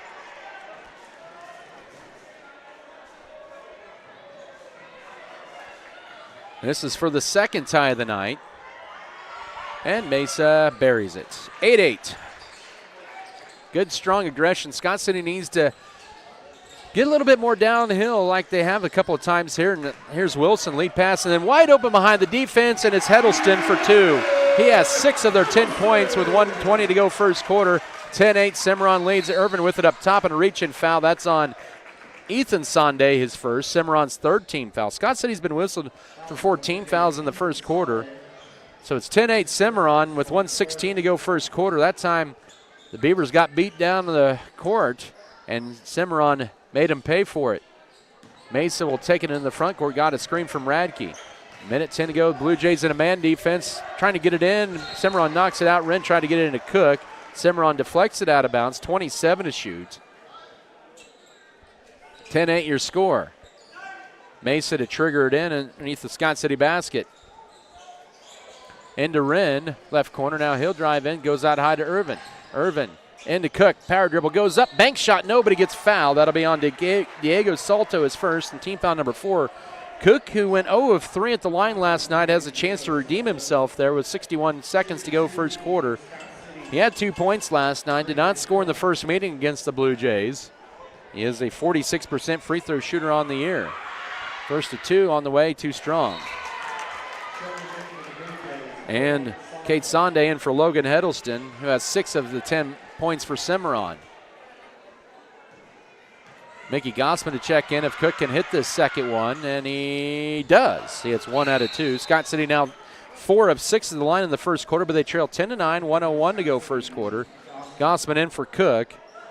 And so far, 4 Beavers have scored here. Actually, 5 Beavers have scored in this first quarter for their points from the free throw line. A little full court pressure, but Cimarron breaks it. Racing across is Colby Wilson, dishes it left side, and driving in to get a whistle and foul. Mesa hit the deck. 50 seconds to work first quarter. Junior Mesa with it up top. He's guarded by Ethan Sonde. Now right side over to Avery Radke. Bounce pass up top to Mickey Gossman. Goes left side to Junior Mesa. Sees an alley. He'll drive to the rack. Jump stop, hangs, shoots, and we're tied. He has 4 points for the Beavers. 11-11, our second. They make that third tie of the game. 30 seconds to go first quarter. Shot clock now off. As up top with it now is Colby Wilson. Goes left side over to Ethan Sonde. He'll drive right side. Jump stop in the corner. Here's a 3 for English. No. But backside board, Cade Sonde trying to back his way in. Throws it out high to Wilson. And the Blue Jays with 10 seconds to go with the basketball. Up top to Ashley English. Goes left with it to Colby Wilson. Drives right side. pulls up, now back up top with 3, with 2, a 3 on the way, launched, and that is bouncing off, and the rebound to Irvin to close out the first quarter. We're tied at 11, 8 minutes into the books here. Scott City and Cimarron. Back in a minute for the second period of play. This is Beaver basketball. Western State Bank proudly supports Scott Community High School students and athletes as they prepare for another great year of achievements. Just as our students prepare for another successful year, we encourage you to be prepared for whatever life may bring you. Stop in and talk with the knowledgeable staff at Western State Bank, whether it be a new home loan, financing for your business, or any one of our checking and savings account options. We're here to help you. Make sure to check out all of our internet banking options provided at WSBKS.com. Western State Bank, member FDIC. And as always, go Beavers! Adding value to our community has been our priority since day one. That's why the Scott Co-op is here with 8 elevator locations, 2 service stations, 5 card trolls, bulk fuel and oil delivery, as well as a full-service agronomy department, including agronomy services, seed, chemical, fertilizer, and custom application. Visit us online at scottcoop.com or download our app for more information. Scott Co-op is a proud supporter of our local communities. Open Monday through Saturday, 11 to 2 and 5 to 8.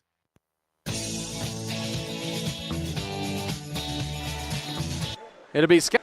11-11 your score. Adam Kadavy with you. Basketball presented by Scott City Pharmacy, Giftologist, Scott City Eye Center, Roto Mix Iron Insurance Partners, Richards Financial Services, Our Brothers Auto Body Mechanic, Protect Spraying Service, Precision Ag and Seed and Pokey Feeders. Beaver basketball, they're led by Junior Mace's 4. 5 Scott City players scored in this opening period. Cooper Irvin with it. He'll drive left, cut off by Tanner Hamilton.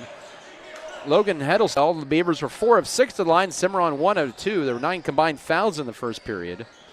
5 on Scott City, 4 on Cimarron. High-low goes to Mickey Gossman. Screens it over right side. Now Mace will take it to the rack, lays it up, and too strong on that one. And the rebound, Ashley English, and they're going to rip that. It'll be a tie-up. It'll still be Cimarron basketball. 6:49 to go first half. Scott City with a 14-11 lead. Cimarron back with the basketball. Ashler English will throw it across the timeline to Diego Salto. Now to Wilson. Hangs in the paint. Too strong. A rebound to Avery Radke. Picks up his second rebound. Scott City up by 3 with the ball. 6:35 to go. Now spin move. Radke hangs. Shoots and got it. He has 5. Nice teardrop shot. 16-11. 6.5 to go first half. A 7-0 Scott City run over the last 2 minutes. And it goes now, Colby Wilson out high, trying to get it to Sonde. Cade Sonde loses it, picks it back up, double team, works it out to Tanner Hamilton. Up top, Colby Wilson to drive in, back to Sonde, 16-footer right baseline. And it'll bounce around and decide to crawl off. And the rebound follow-up is good for Wilson. Colby Wilson, his first basket, and it's now 16-13. 6:05 to go first half, and now Scott City loses it. Their third turnover of the half. In transition, Hamilton corner 3, too strong. Rebound Tipton in the hands of Radke, his third rebound. Scott City up by 3. Now Mickey Gossman gets stripped going up, and foul on Colby Wilson is his second. Much to the displeasure of some of the Cimarron faithful. 2 free throws coming up for Gossman with 5:49 to go first half. So a little foul trouble for the 6'1 senior guard. Chris Chilton will go a little deeper to his bench.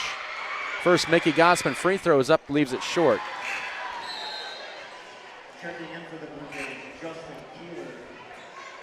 And for Scott City is Aiden Tarango, a 5'7 sophomore, also in there for the, out is Reed Felker. Logan Heddleston back in. He had a spark off the Cimarron bench with 6 points in that first quarter. Second free throw, Gossman hits 1 out of 2. He has 3. It's now 17-13 with 5:49 to go before halftime.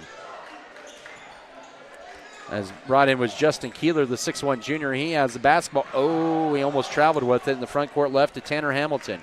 Hamilton guarded by Cooper Irvin. 20 to shoot. Goes right side, and Radke anticipates the pass and gets the steal. Radke will take this one all the way. Lays it up and 1 for Radke. He has 7.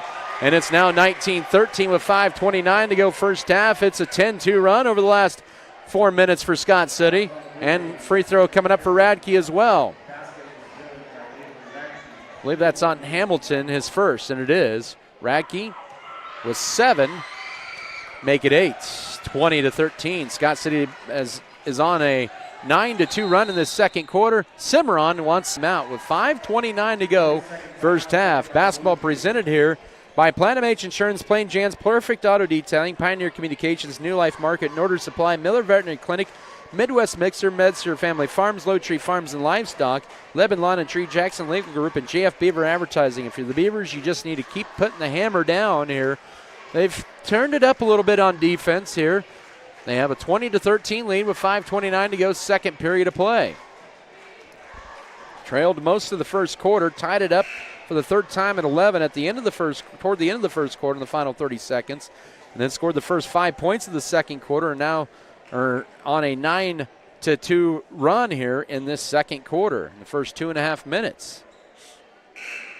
Cimarron wants to keep the pace a little slower. Scott City needs to continue to turn the pace upward.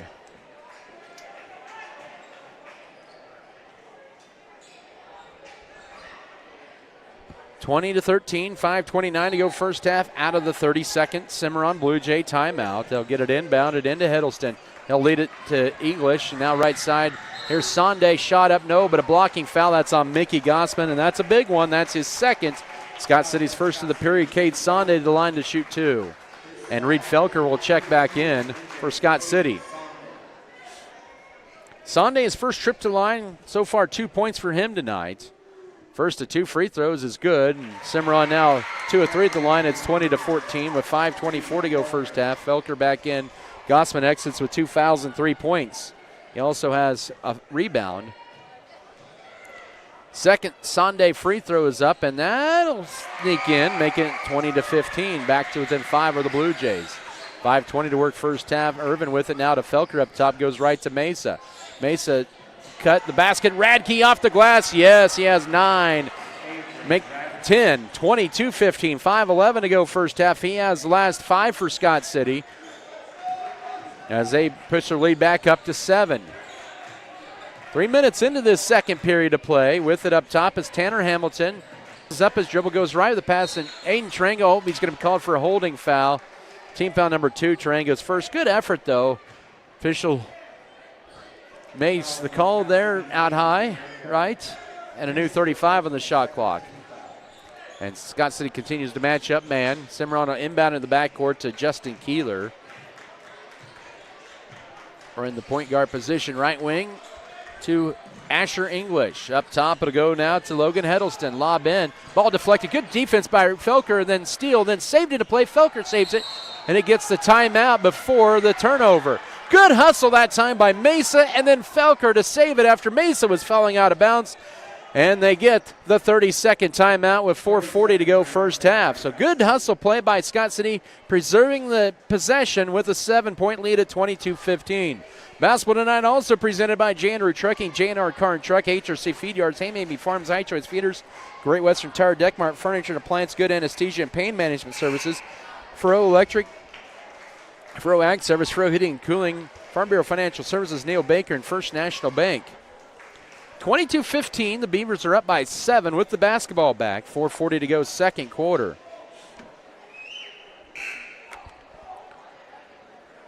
Of course, really not a whole lot has been determined in the sub-state bracketing yet for tonight for the boys. The girls is about all but decided.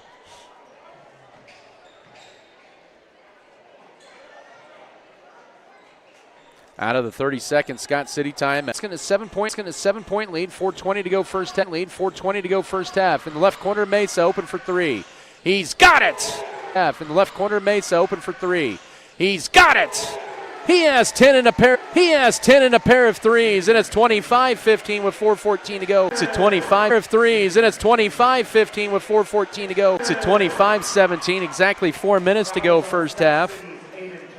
Aiden Tarango picks up his second foul. And just like that, 14 fouls. Beavers with 4 players with 2 fouls in this first half. Aiden Tarango, Drew Metzger, Junior Mesa, and Mickey Gossman. Cimarron has 2 with Colby Wilson and Logan Heddleston, and Wilson checks back in for Tanner Hamilton. Back in was, once again, Caston Wren. It's 25-17 English. Once again, Caston Wren. It's 25-17 English at the line to complete the 3-point play. Can't get it. And Radke picks up his 4th rebound of the night. And now to Cooper Irvin. 3:50 to go first half. Up top, it'll go to Felker. Goes right side to Radke. Have a screen up top. It's Caston Wren with it. Entry feed into Irvin. Bounce pass, or look to fake the pass. Pump fakes over English. Bank shot missed it badly, and the rebound goes to Justin Keeler. Kind of forced it there a little bit, and maybe try to get a cheap foul along the way. 3.5 to go first half. Simmer the ball down 8. Right side, it goes over to Keeler. Looking to cut a cutter. Now Salto underneath around Mesa. Puts it up from point blank. Can't get the bounce, and Radke with the rebound, and he gets pushed. And Salto now with 2 fouls. 5 to work first half. Scott City will pull it out. Up by 8, 27-19. Mesa will go to his left. 20 to shoot. Now goes to his right. Help defense by Cimarron. He'll just launch another 3. That'll rattle home another 3. 30-19 with 2:10 to go first half. And Mesa with a big first half with 13. Now right side, Sunday. 2 minutes to go before halftime. And putting on the floor now right side, it goes over to Asher English, guarded by Irvin. Now to Wilson, 20 to shoot. Wilson looks, the right elbow backs it back out. 11-point Scott City lead. Out high to Keeler, launches a 3. Bounces off Mesa with his first rebound of the night. Minutes 40 to go, second quarter. Scott City up by 11, 30-19. They've been on a 19-8 run in this second quarter with 90 seconds to go. Caston Wren surveys back up top to Mesa, left side to Radke. He'll drive the left baseline and floats one up. Leaves it short. Thought maybe going to see a Sunday swat attempt, but didn't. And Sunday just let him go around, and he grabbed the board for Cimarron.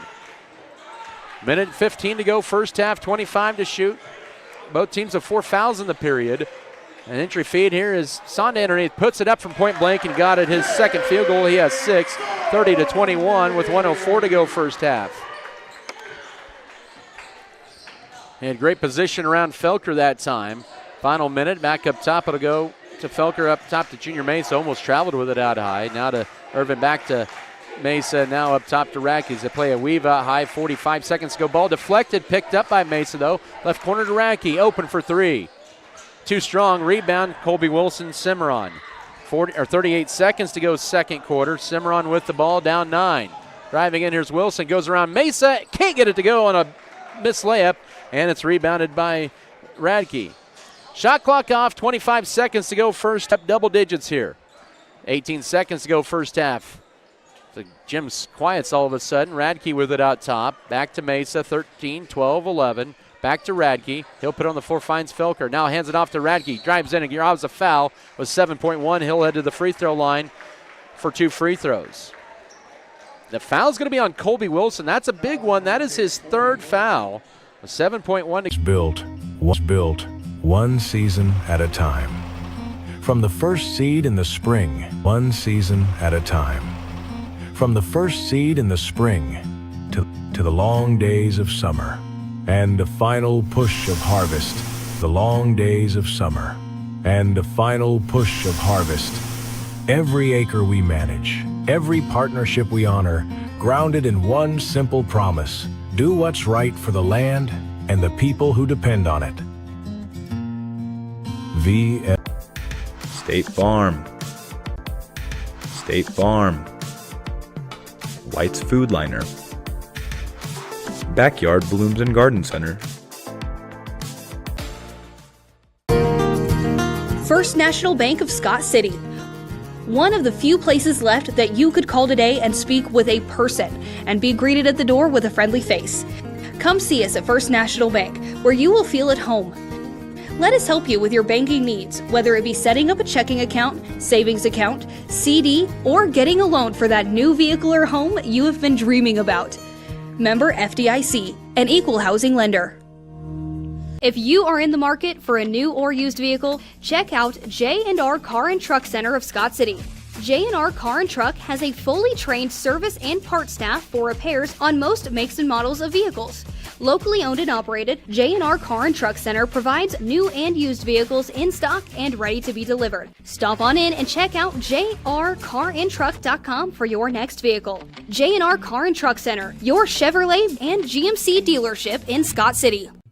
Since 1950, Pioneer Communications has been right here in Western Kansas, connecting your community. We're more than an internet company. We're your neighbors, your friends, your local business partner. 2 for Reed Felker, Brendan Cook, and Cooper Irvin each with a free throw in the first half. For Scott City, they had just 3 turnovers and 3 steals. did not have an offensive rebound. They had 11 total rebounds. Cimarron has out-rebounded Scott City 16-11 in this first half. The Blue Jays were led, kind of a balanced attack, 6 each for Logan Heddleston and Cade Sonde, 4 for Colby Wilson, Asher English, Tanner Hamilton, and Ethan Sonde, each with 2 points. The Blue Jays, I mentioned they had 9 fouls in the first half. Scott City also had 9. They had 6 turnovers and 2 steals in the first half. So it looks like there's some High School Musical performance, the musical itself, High School Musical, at halftime here. So we'll see if this is going to be a lengthy halftime or not. Yeah, it looks like they've paused the halftime clock at 8:45 left in the halftime break. So, and they let A.J. Cooper have the mic, which can, looks like actually it's their winter homecoming, looks like. Just looking at it right now, yep, it's their halftime winter homecoming festivities. So, all right, try to get some scores. Do know one more right now. Hugoton over Colby in the third quarter. This is a closer game than it was last time around. Right now, Hugoton 41, Colby 33. Looks like the Eagles of Hugoton probably used all their shots last night against Scott City, but give credit to Colby. They're hanging tough, though, with Hugoton, who's number 4 in 4A. He's been the hottest team in 4A since then. Hugoton has not lost since that Sterling Tournament Championship game to the Black Bears, but Hugoton 41-33 halfway through the third quarter against Colby. That's about the now 43-33. That's the only other score we have. We'll try to get some other scores for you, trying to figure out the final standings of Sub-State as well. We'll come back with the rest of your first half stats as well. We'll take another 3-minute break. Scott City 31, Cimarron boys 23 at the break. Back in 3 minutes. This is Beaver Basketball.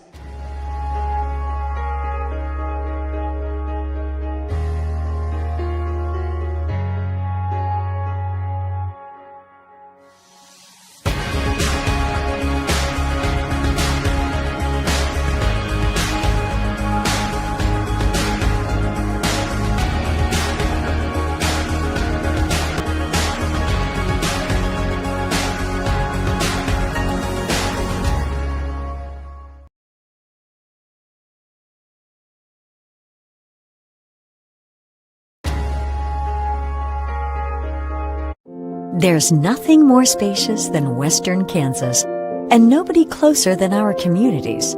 We are determined to keep our communities connected to schools, kids to teachers and parents. We believe a connected world is a better place. We're more than what we do for our hometowns. It's what we do with our hometowns. S&T is proud to be your family, your friends, your neighbor.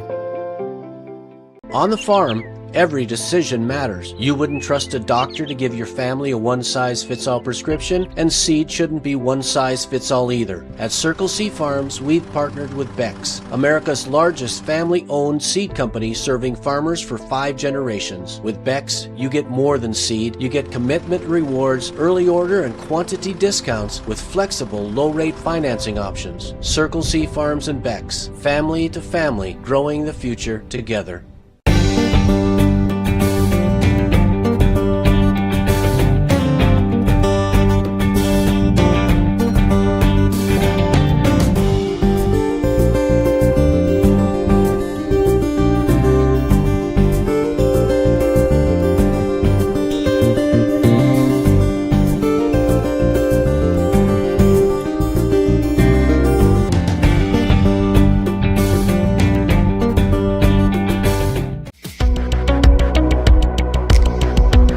I'm David Post, and I live right here in Scott City.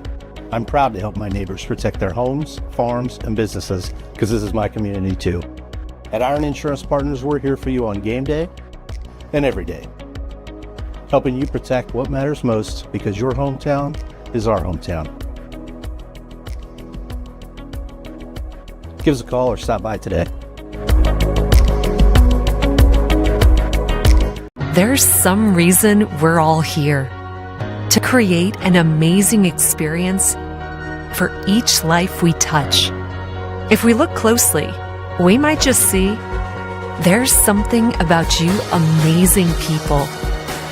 These amazing drinks served this amazingly fast. There's just something about Scooter's coffee. Great things are happening at Scott County Hospital. Our team now includes 5 family physicians and 9 advanced practitioners, ready to care for you and your family right here in Southwest Kansas. We're taking new patients, including OB care, and we're here for every stage of life, from welcoming your newest addition to supporting you as you age. Professional, friendly, and close to home. Call Scott County Clinic today. Scott County Hospital, caring for our community because we're part of it. 911, what's your emergency? This is Circle C Farms, and we got a major situation. Farmers are getting more than just high-quality seeds with Beck's hybrids. There are commitment rewards. Sir, slow down. Is anyone in danger? Only if they miss out on early order and quantity discounts and flexible low-rate financing options. Sir, that's not exactly an emergency. Are you kidding? Around here, that's big news. Well, sounds like you're not just planting seed, you're planting a future. Circle C Farms and Beck Seeds. More than seed. It's family and growing your future. Shooting percentages here for Cimarron, or for Scott City, they were 9 of 21 in the first half for 43%. 4 of 8 on threes, 5 of 13 on twos, and at the foul line, 7 of 11. For Cimarron, they were 9 of 28 from the floor in the first half for 32%, 0 of 9 on threes, 9 of 19 on twos, and 2 of 3 at. Actually, that's not, 1 of 2. Actually, I was wrong on that one. They were 2 of 3 in the second quarter, 3 of 5 at the break. So that's kind of where they're at there. We're trying to track down some other scores. Some foul trouble for both teams. Scott City had a lot of players with 2 fouls. Aiden Tarango, Drew Metzger, Junior Mesa, and Mickey Gossman for Cimarron. Logan Heddleston, Diego Salto, each with 2 fouls, and Colby Wilson has 3. All right. And so they're still running through their winter homecoming act festivities here at the break. We'll take another 3-minute break. We'll try to come up with some scores and some scenarios as well. 3-minute break. Beavers up by 8 at the break, 31-23. This is Scott City basketball. Are you struggling with low energy or just not feeling like yourself? Do you need to make time for self-care and rejuvenation? Come see us at Elevate You. Elevate You is a hometown medical spa that offers a relaxing environment. We offer aesthetics such as Botox and are your comprehensive source for lab draws, injectable and IV therapies, weight loss consultation, and hormone treatment for men and women. Elevate yourself and set up an appointment today with Elevate You. Located at 105 West 11th Street in Scott City. Text or call 872-7675 or find us online at elevateyoumedspa.com. At First National.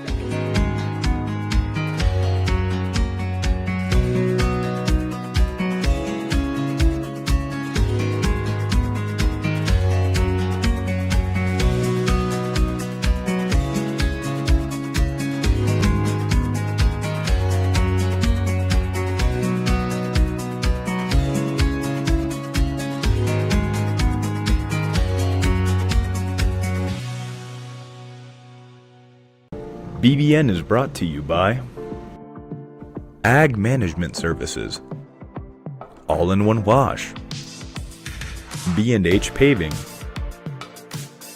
First National Bank, HRC Feed Yards, JNR, Next Tech Wireless, Pioneer Communications, Red Barn Enterprises. Nextech Wireless has been offering superior coverage to Kansans for close to 20 years. My, how things have changed, bringing us to modern technology we trust and depend on. Rain or shine, wind or snow, we'll be there because we live here too. We're investing in our communities and connecting Kansans. It's not a gimmick, it's our guarantee.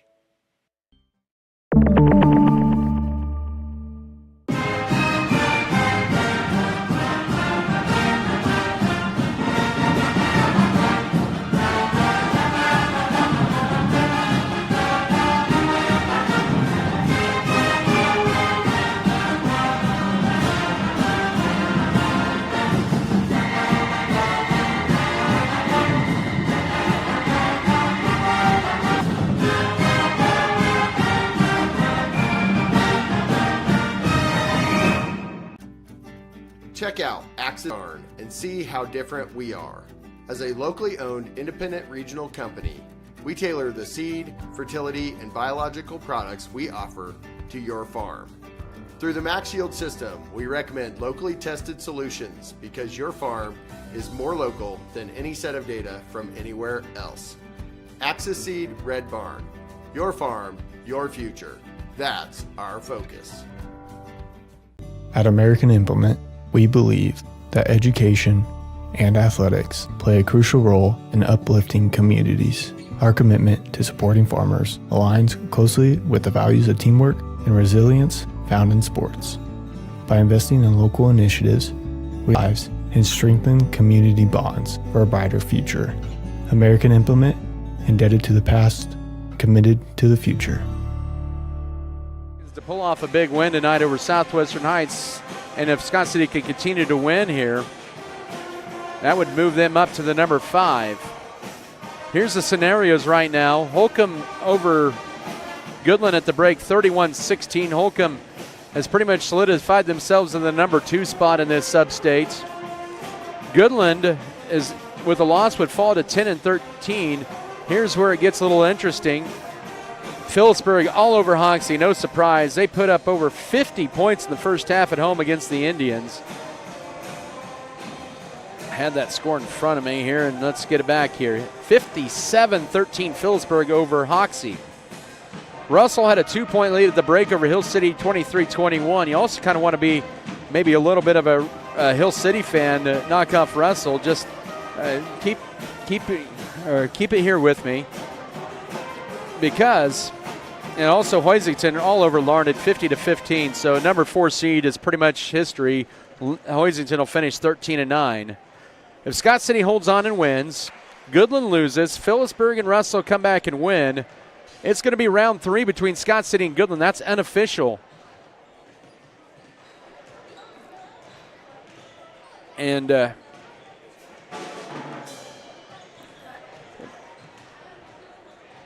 I should also, yep, it would be unofficially if Scott City wins, Goodland loses, Phillipsburg and Russell both win. It'd be Scott City and Goodland round 3 next Thursday. Andre Escalona at 105, Haley McDaniel 110. Also at 170, Valeria Castillo, Brody Spear 135, and Amaya Parker at 120. Those are the 5 qualifying for the girls. Boys are going to look to qualify quite a few as well, hopefully tomorrow at Beloit. That begins at 10 o'clock. But we'll have reports beginning in the 10 o'clock hour tomorrow morning from Beloit here on Mix 94.5. So that's just some of the scenarios. I was just drawing that up. Had a little time at halftime with the winter homecoming festivities here. Let's take a 1-minute break. I'm going to kind of regroup again and get you ready for the second half of play. Beavers up by 8 at the break, 31-23. Back in a minute. This is Beaver basketball. Scott City Eye Center has been a leading provider of optometry services and vision care products in the Scott City community since 1999. Our experienced eye doctors offer comprehensive vision examinations that our Scott City Optometry office specializes in the diagnosis and treatment of a wide array of eye diseases, conditions, and problems. We use advanced diagnostic technology, and we are committed to improving the quality of life. Give yourself the gift of clear vision by scheduling an appointment with Dr. Joshua Gooden, OD, today. BBN is sponsored by Circle C Farms, Iron Insurance Partners, David Post, Norder Supply, Our Brothers Auto Body and Mechanic, Scott City Eye Center, R6 Ag, Farm Bureau Financial Services, Scooters Coffee, The Cottages at Garden City. Fairleigh Feed Yard is dedicated to investing in our facilities and staff to provide the best experience possible for the cattle feeder and, in the end, the consumers of our product. The Beavers will roll out Avery Radke, Mickey Gossman, Drew Metzger, Cooper Irvin, and Junior Mesa. Metzger played limited minutes in that first half. In fact, he may have came in late in the second quarter. He had 2 fouls most of the half. Mesa has 2, and as does Gossman. Kicks it left side to Mesa. Turns down the 3. They're doubling up the post. Irvin with it. Irvin with it. Back to Mesa. Into Gossman. Backs his way in. Pivots. Now finds back to Mesa. Into Gossman. Backs his way in. Pivots. Now finds Mesa left side. He'll launch a three in front of the bench and knocks it down.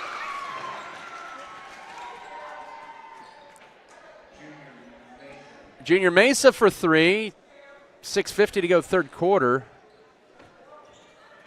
And official timeout. It's 34-25. The three count. 6:50 to go third quarter. And Mesa with 16 and 4 triples tonight. It's a big answer back that the Beavers needed here. 6:45 to go third period. Scott City playing their man-to-man still. Colby Wilson up top goes left here to Asher English. English looking for Cutter here. Pulls it back out.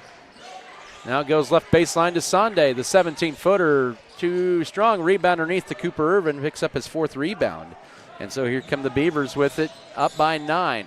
Irvin tried to drive in, cut off. Now kicks it out to Mesa up top to Radke. Radke and Mesa have combined for 28 of their 34 points. Into Radke, catches it underneath from point blank, lays it up and scores it. He has 13. 36-25, 6:09 to go third quarter. Scott City matches their largest lead 11. Salto quickly back the other way. Pivots, spin shot too strong, and the rebound to Mickey Gossman for Scott City. The Beavers up by 11, looking to push the pace here. Mesa with it up top to Gossman. Holds it. Goes left to Cooper Irvin. Irvin, nice cut. Here's Radke. Turn on hook shot. Leaves it a little short. Metzger tried to grab the rebound but couldn't, into the hands of Sunday. Beavers missed one from point blank, trying to get their largest lead. In transition, here's Colby Wilson inside the lane. Almost a three in the key, that is. Salto left elbow up top to Hamilton. Left side, it goes to Wilson. 20 to shoot, 5.5 to Irvin with 3 points and 5 rebounds. And Scott City with an 11-point lead again. Hamilton left baseline. Here's Sunday, too strong. Rebound. Soto on the backside. And now a three launched. Banked in for their first three of the night. Of course, 39-31. 4:05 to go third quarter. Of course, that's how they get their first three of the night. Up top, Brendan Cook goes left with the pass, and Scott City plays a weave up top. Mesa sees an alley. He'll take it to the rack and lay it up and score it. He has now 18. It's 41-31. 3:45 to go third quarter. Scott City back up by a 10-point margin. English with the 5th point on that last trip down. Back up top to Hamilton. 3:35 to go third quarter. Right side to go to English. Now short corner. Now Sunday will go around Cook. Will lay it up. Leaves it short, but he's fouled by Cook with first. Team foul number 2 of the period with 3:29 here in the quarter number 3. 2 more free throws for Cade Sunday, the 6'4 senior. He has 5 of their 8 points in this third quarter. He's perfect at the line and remains perfect at 4 of 4 now. It's 41-32. Logan Heddleston and Justin Keeler and Ethan Sunday back in the game for Cimarron. They bring in 3 subs. Second free throw, that one off to the left, and Brendan Cook picks up his first rebound by Irvin. He'll take it into the front court. Wilson has 3 fouls as well. He'll go around Irvin now, wrap around up top to Sunday. Ball fake, backs his way in on Cook underneath, and they're going to call a pushing foul on Cook. That is his second, and Scott City already with 4 fouls with 2:52 to go third quarter. Coach Brian Gentry on cue sends in Reed Felker. He's going to be guarding the big 6'4 Cade Sunday as Brendan Cook exits. 41-32 your score, 2:52 here in the third. Lob in, goes to Heddleston. Now to Sunday, holds it, goes right side to Wilson. Wilson with it, looking in good defense by Irvin with the steal. Turnover number 8, here's right side to Mesa on the run. Now pulls it back out. Up top to Irvin. Radke wanted it, he gets it. The 3 is air ball, but right to Mesa with the rebound underneath. He'll dribble it back out. Now he'll drive to the basket. His floater bounces off, and the rebound goes to Justin Keeler, and a whistle and a blocking foul, and that's 2 free throws for Colby Wilson with 2:25 to go third quarter. Gosh, Scott City cannot buy a bucket here all of a sudden. And Radke picks up foul number 2. Just 1 foul on Cimarron this third period, and right now the door's still open for Cimarron at 41-32 here with 2:25 to work in the third. First of 2 free throws for Wilson is too strong. He'll get another one. He has 4 points tonight.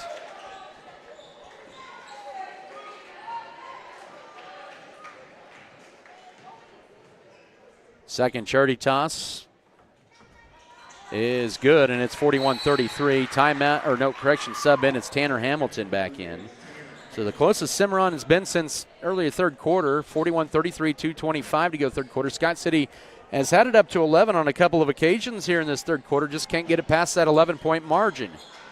2:20 to go third quarter. Mesa with it left side. Goes to, and now a nice cut. Reed Felker, left-handed layup from Metzger. Felker with 4, great offensive set, 43-33, 2:11 to go third quarter. And Felker with 4 points tonight. Approaching the 2-minute mark of this third period. Up top, Hamilton goes out high between the rings to Logan Heddleston. Heddleston left wing. Keeler drives in, almost stolen away, and it is. A turnover, number 9. Radke with it. He'll race it into the front court. He may take this one all the way. That's going to be a layup, and that's going to be 2 free throws.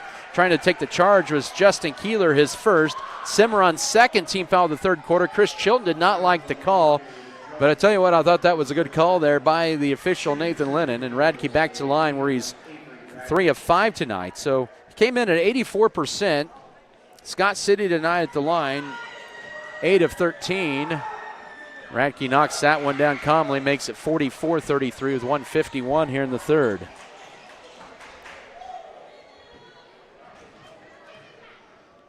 Scott City just like that back to their largest lead, and now they have a new large lead at 12, 45-33. And Brian Gentry's going to settle the troops down and call a 30-second timeout after Radke has 17 points. It's been 35 of the 45 between Radke and Mesa.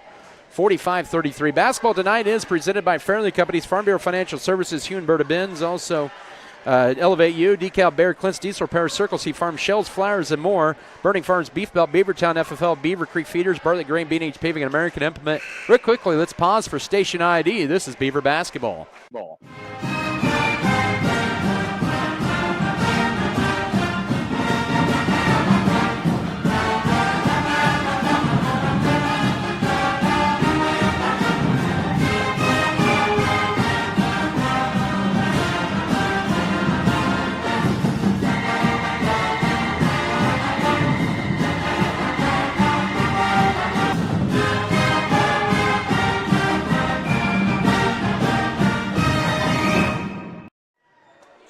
They led by 8 at the break. They've outscored Cimarron so far in this third quarter 14-10. The Blue Jays won't go away, but Scott City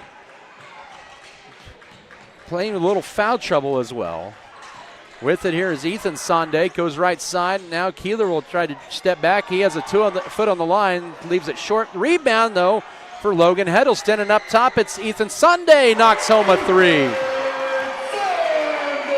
Makes it 45-36, 1:26 to go third quarter. And a second chance opportunity paid off for the Blue Jays as they go to within 9. And now Radke loses the dribble, and it's going to be loose out high at half court, and it's going to be a timeout for Cimarron. And Chris Chilton calls a timeout. Scott City with another turnover, and now Cimarron with a little life out of their timeout, or out of the Scott City timeout with 1:15 to go third quarter. Radke just lost the dribble, and 2 Blue Jays went, and Radke couldn't find it right away. And here we go, a 9-point game with 1:15 to go third quarter.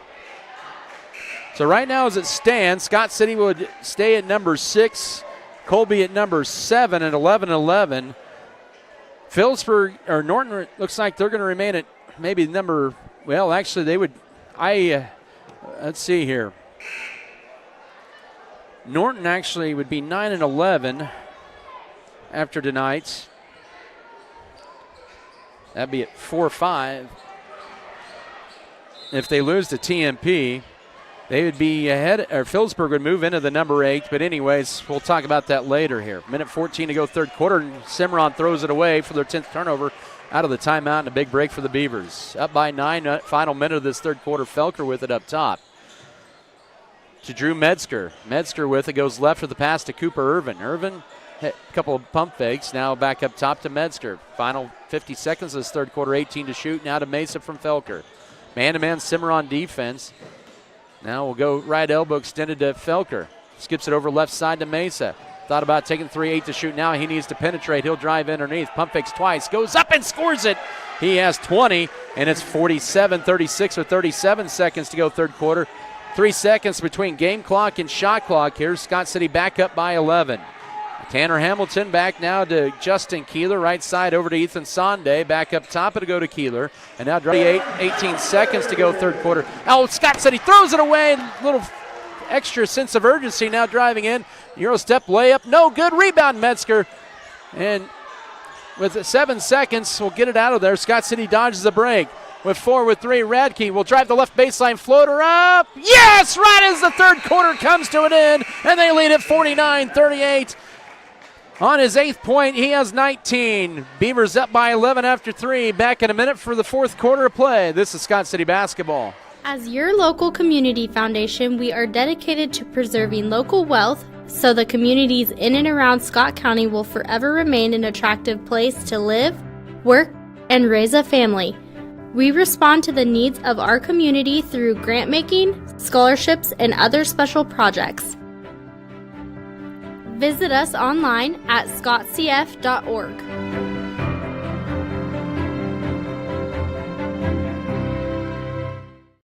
The dedicated team at Norder Supply is passionate about assisting our customers in achieving maximum net return per acre. That is how we define our success. Through unparalleled agronomic advice and best-in-class customer service, you can depend on us to do what is best for your operation. Ask them today about their spot-on service and how it can fill your needs.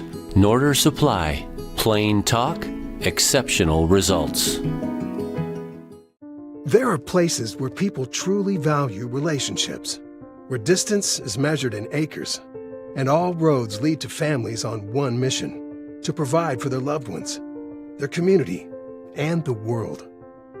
That's where you'll find us. Generation after generation. Farm Bureau Financial Services. It's your future. Let's protect it. Contact Farm Bureau agent Berta Binns and sales associates Sam Giesick and Joni Stegman today. Led by as many as 12. It's Scott City's ball to begin the fourth quarter.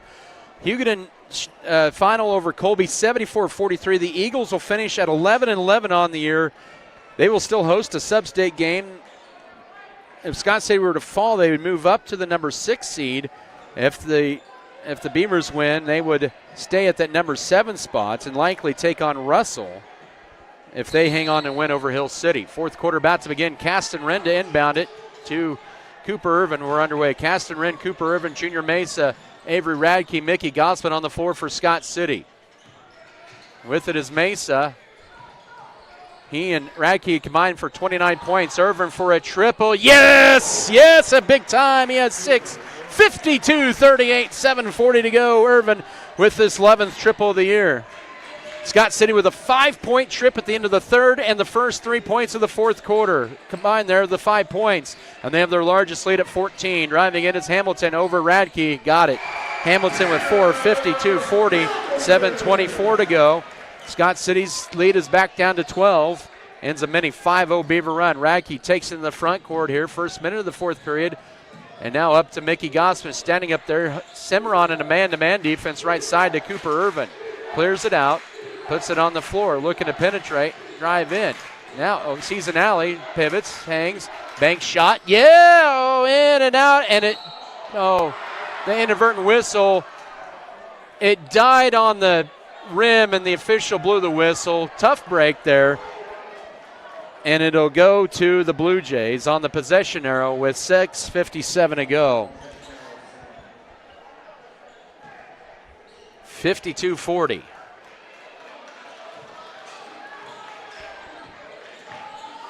Into the front court goes Colby Wilson, guarded by Cooper Irvin. He'll drive in and lay it up, and it's a 10-point game. Wilson with 7, 52-42. 6:40 to go, and they apply some full court pressure.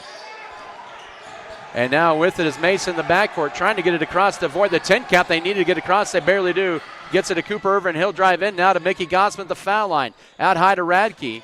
Now he sees an alley. He'll take it to the rack, goes up and is fouled. He'll get 2 free throws with 6:23 to go. Team foul number 1 of the fourth quarter on Cimarron. Who are they going to get that one on? Diego Salto, is third with 6:23 to go. Avery Radke with 19 points tonight. And 2 free throws coming up for him. And, that one crawls off. He'll get another one. He was 3 of 4 in that third quarter. The Beavers are now 10 of 16 at the line. And he makes that one. He has 20. 53-42, 6:23 to go. The game's staying around that 10, 11-point margin, or 9 to 11-point margin for most of this second half. 6:13 to go with it up top, Colby Wilson. A lot of activity to begin the fourth quarter. That's a pushing foul on Mickey Gossman. That's his fourth with 6:09 to go. Trying to get the tap. Team foul number 1 of the fourth quarter. And Coach Brian Gentry is just going to keep him out there with his fourth foul. Mickey has to be careful with 4 fouls. Cimarron with a new 35 on the shot clock. They get it in. Don't foul Gossman. Don't push too hard. You got 4 fouls. With it is Sonde, now left corner to Salto with 6 minutes to go. Out high to Wilson. He'll penetrate. Dish it right side to Sonde, and an easy kiss off the glass. He has 14, 53-44, 5:54 to go, and Cimarron still applying some full court pressure. Now Irvin with it deep in the backcourt. Need to get it across here, and he does with a few seconds to spare. 5:43 to go. Scott City had a 14-point lead early fourth quarter. It's been trimmed down to 9. Radke with it out high, now to Mickey Gossman. Holds it. Goes right corner to Mesa. Now out high to Irvin. Left wide open for 3. Get in there. Yes, it did. 56-44. Irvin with 2 big threes in the fourth quarter and 9 with 5:24 to go. It's a 56-44 Scott City lead. Wilson pushes it. Now right corner. Hamilton loses it out of bounds. And Cimarron with turnover number 11. Substitution in. It's going to be Justin Keeler for Tanner Hamilton.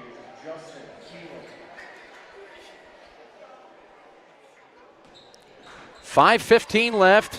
Cimarron still applying a little pressure in the backcourt. 56-44. Scott City up by a dozen with the basketball. Mesa to take it across the 10-second line. Gets a screen from Radke. So Irvin with 6 points for Scott City in this fourth quarter on a pair of threes. Baseball line drive right corner to Radke. Hesitation fake. Now out high right side. Here's Wren with it. Dribbles it back out. 13 to shoot. 4:50 to go. Scott City needs to go. 10 to shoot. Mesa will penetrate. Drives in. Loses it. And it's knocked out by Salto. 7 seconds to shoot. Scott City's basketball. 56-44 Beavers lead. Ethan Sonde is going to come in. And he'll replace Ashley English. A little length there for Cimarron with Sonde at 6'3" and Cade Sonde at 6'4". Out high. 6 seconds. 5. Scott City needs to go with 4. 3. Look at the shot clock. 2. 1. He throws up a desperation 3. Hits the iron, and the rebound goes to Diego Salto. And then they lose it out of bounds. Forced by Wren. It'll belong to Cimarron. Or Scott City, I beg your pardon. So a fight for the rebound after desperation 3 that barely draws iron for Irvin. And back in will be Logan Heddleston for Diego Salto. Cimarron going with a little bit of a bigger lineup and a 6'2" Heddleston in. New 35 with 4:37 to go. Scott City up a dozen. End to Mickey Gossman. Catches it. Power dribble. Goes to his right. Beat shot. Yes, he has 5. 58-44. Go. Scott City with another full run to go up by 14, matching their largest lead. 4:25 to work. Right side. Keeler 3. Short. Rebound. Caston Wren. Scott City can be patient, but now they lose it. And it'll be a timeout after the turnover. It's going to be a full for Cimarron. We'll take it as well. 4:17 left. Scott City with the lead, 58-44. Back in a minute. This is Beaver basketball.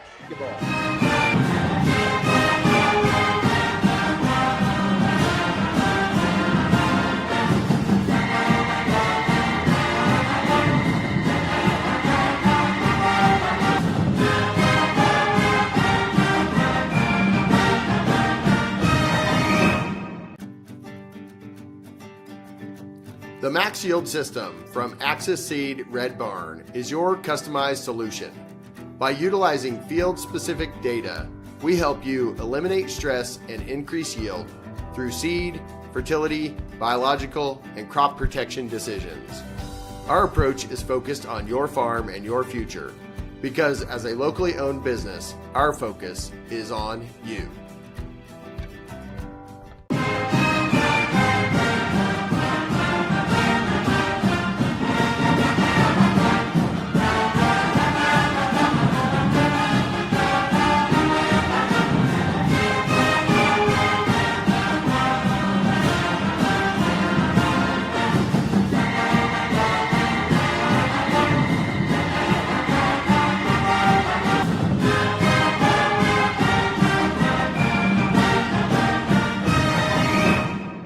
game. It's a 12-point game near the midway mark of this fourth quarter.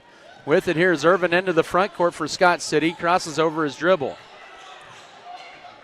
Goes up top with it. Now driving right side. Finds Avery Radke. Radke back up top. It'll go to Mickey Gossman and now to Drew Metzger. Scott City plays the weave. Nice cut. Here's Gossman at the right block. Backs his way in on Sunday. Goes up and he's fouled. He'll get 2 free throws. Kate Sonde commits the personal foul, just his first. And Cimarron Blue Jay team foul number 2 of the fourth quarter. Gossman 1 out of 2 at the line tonight with 5 points. Or no, they're going to Colby Wilson, not Sonde. Wilson, that's his 4th foul with 3:44 to go. Free throw for Gossman is, that rims in and out. 58-46, 3:44 to go. Beavers up by a dozen. Scott City with another free throw pending. They were just 1 of 3 in the fourth quarter. 11 of 17 and 12 of 18. Gossman drains the second. He has a half a dozen. 3:40 to go. Feels like a long ways to go in this game. 59-46. And now here's a Sonde. That's Ethan Sonde 3-0. Rebound. Cooper Irvin underneath. He drained a 3 moments ago for Cimarron. 59-46. Irvin harassed up top. Finds Junior Mesa. Jump stop. Wisely slows the pace down. The Beavers have the 13-point lead. Cimarron plays man-to-man. 3:18 to go. Top to Radke. 18 to shoot. Metzger in the left corner. Entry feed into Mickey Gossman. Then he gets stripped as he brings it down. Turnover number 10. And now Cimarron. That was a carry. Missed the layup, though, and the follow-up by Ethan Sonde right there. He has 7. 59-48 with 3 minutes to go. Scott City's 11th turnover. And now left corner to Radke. He'll launch a 3. Be good. Nope. Rebound Scott City, though. Cooper Irvin, his 7th rebound, and the Beavers will pull it back out. 59-48 with 2:45 to go. Up top to Gossman. Bounce pass, then hands it off to Radke. 25 to shoot. Now to Mesa. And he'll travel left side. He's going to take it all the way. Jump stops, hangs, shoots, got it. He has the game high 22. 2 off his career high, 61-48 with 2.5 to go. Scott City back up by 13. 2:25 left. Beavers are trying to get to 11-9 on the year and finish the league season at 5-6. Up top, here's a 3 straightaway. Air ball left for Keeler and out of bounds to Scott City. Reed Felker coming back in for Mickey Gossman with 2:15 to go. Scott City up 61-48. The first meeting was 59-50.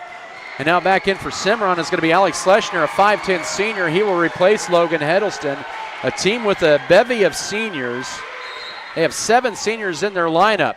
But this game far from over. 2:14 to go. Scott City can burn some more time and get a good basket. They've led by as many as 14. Cimarron had it to within 9, or make that 10 actually in this fourth quarter. 2 minutes to go, 20 to shoot. Now to Metzger. Metzger 15 to shoot, still the dribble, now finds Reed Felker. Felker underneath, cut. Here's Radke, 1 off the glass. He has 22, 63-48, 1:47 to go. And Scott City can maybe start to breathe a little bit easier here. Up by 15 and stays that way, and a missed layup by Wilson, and Felker with the board, 63-48, 1:30 to go in this one. Irvin into the front court. Scott City, right now as it stands, if Hill City loses to if Russell wins, Phillipsburg is going to win big. And Goodland falls to Holcomb. It's going to be Goodland at Scott City unofficially. And I got a whistle and a foul up top of the minute, 16 to go. And that was 12 on the shot clock. That foul on Colby Wilson, that'll be it for him. And he'll exit with 9 points and 1:16 to go. And in for him will be Ashler English. 63-48. Some of the Scott City student section over in the corner, they're doing the gritty in the stands. Now here's Reed Felker, right side, Radke. Put the icing on the cake. Nope, short by Irvin. He's had a big fourth quarter. He gets pushed in the back. I believe it's just going to be on the floor after he grabbed his 8th offensive board. Or 8th rebound total, with 1:08 to go. Justin Keeler's second. That's the final foul to give of the night for the Blue Jays. Scott City's going to clear the bench here with 68 seconds left and a 15-point lead. Aaron Radke in. Also Michael Hermosillo, Chase Denberry, and Chase Culp in there, as well as Aiden Tarango. So the varsity's night is over. they can rest and get ready for a home sub-state game in 6 days. Second straight year the Beavers will host a sub-state quarterfinal game. Aaron Radke now in the corner. Here's Aiden Tarango. Final minute of this one. Right corner to Aaron Radke. He had 4 points last night against Hugoton. Bounce pass up top to Chasten Berry to Chase Kolb. Now up top, driving in. Here's Aiden Tarango. Speeds by everybody, lays it up, but he's going to get 2 free throws. 52.2 to go. And that foul is on Alex Schlesinger, his first. Coach Chris Chilton may be looking to see who else he wants to sub in. He's thinking about it. 2 free throws for Tarango. First to 2, leaves that one short. He'll get another one. 63-48, Scott City with the lead. They've pulled away after an 11-11 first quarter. They trailed for most of that period. Led by 11 going in the fourth quarter, and now lead by 16. Tarango, another Beaver to score. 7 out of 14 have scored tonight. So Kennedy back in for Cimarron. 45 seconds to go in this one. And we've got Coben Luttrell to check in. Here's a 3 for Sonde. That's Ethan Sonde, no. And out of bounds, it'll belong to the Beavers with 36.3 to go. Coben Luttrell, a 5'10 sophomore, in for the first time for Cimarron. 30 seconds left in this one. The Beavers will finish 11-9 on the year in the regular season, and 4-6 and a traveling up top. It'll be Scott City's 12th of the night. Shot clock off now with 26.9 to go. And Russell just squeaked by Hill City 60-59. So they will be 10-12. 23 seconds to go. Left corner, Cimarron has it. Right side here now. Littell back up top, now to Ethan Sonde. 11 seconds go. Bounce pass, backing his way in. As Schlesinger puts it up, banks it in. 64-50 with 4 seconds to go. And that'll be it. The senior in his final home game banks it in, but that's all she wrote. And Cimarron will score 50 points twice on Scott City, but the Beavers this time had 5 more than the first meeting. 64-50, Beavers win it. Post-game coverage begins at 3 minutes. This is Scott City basketball.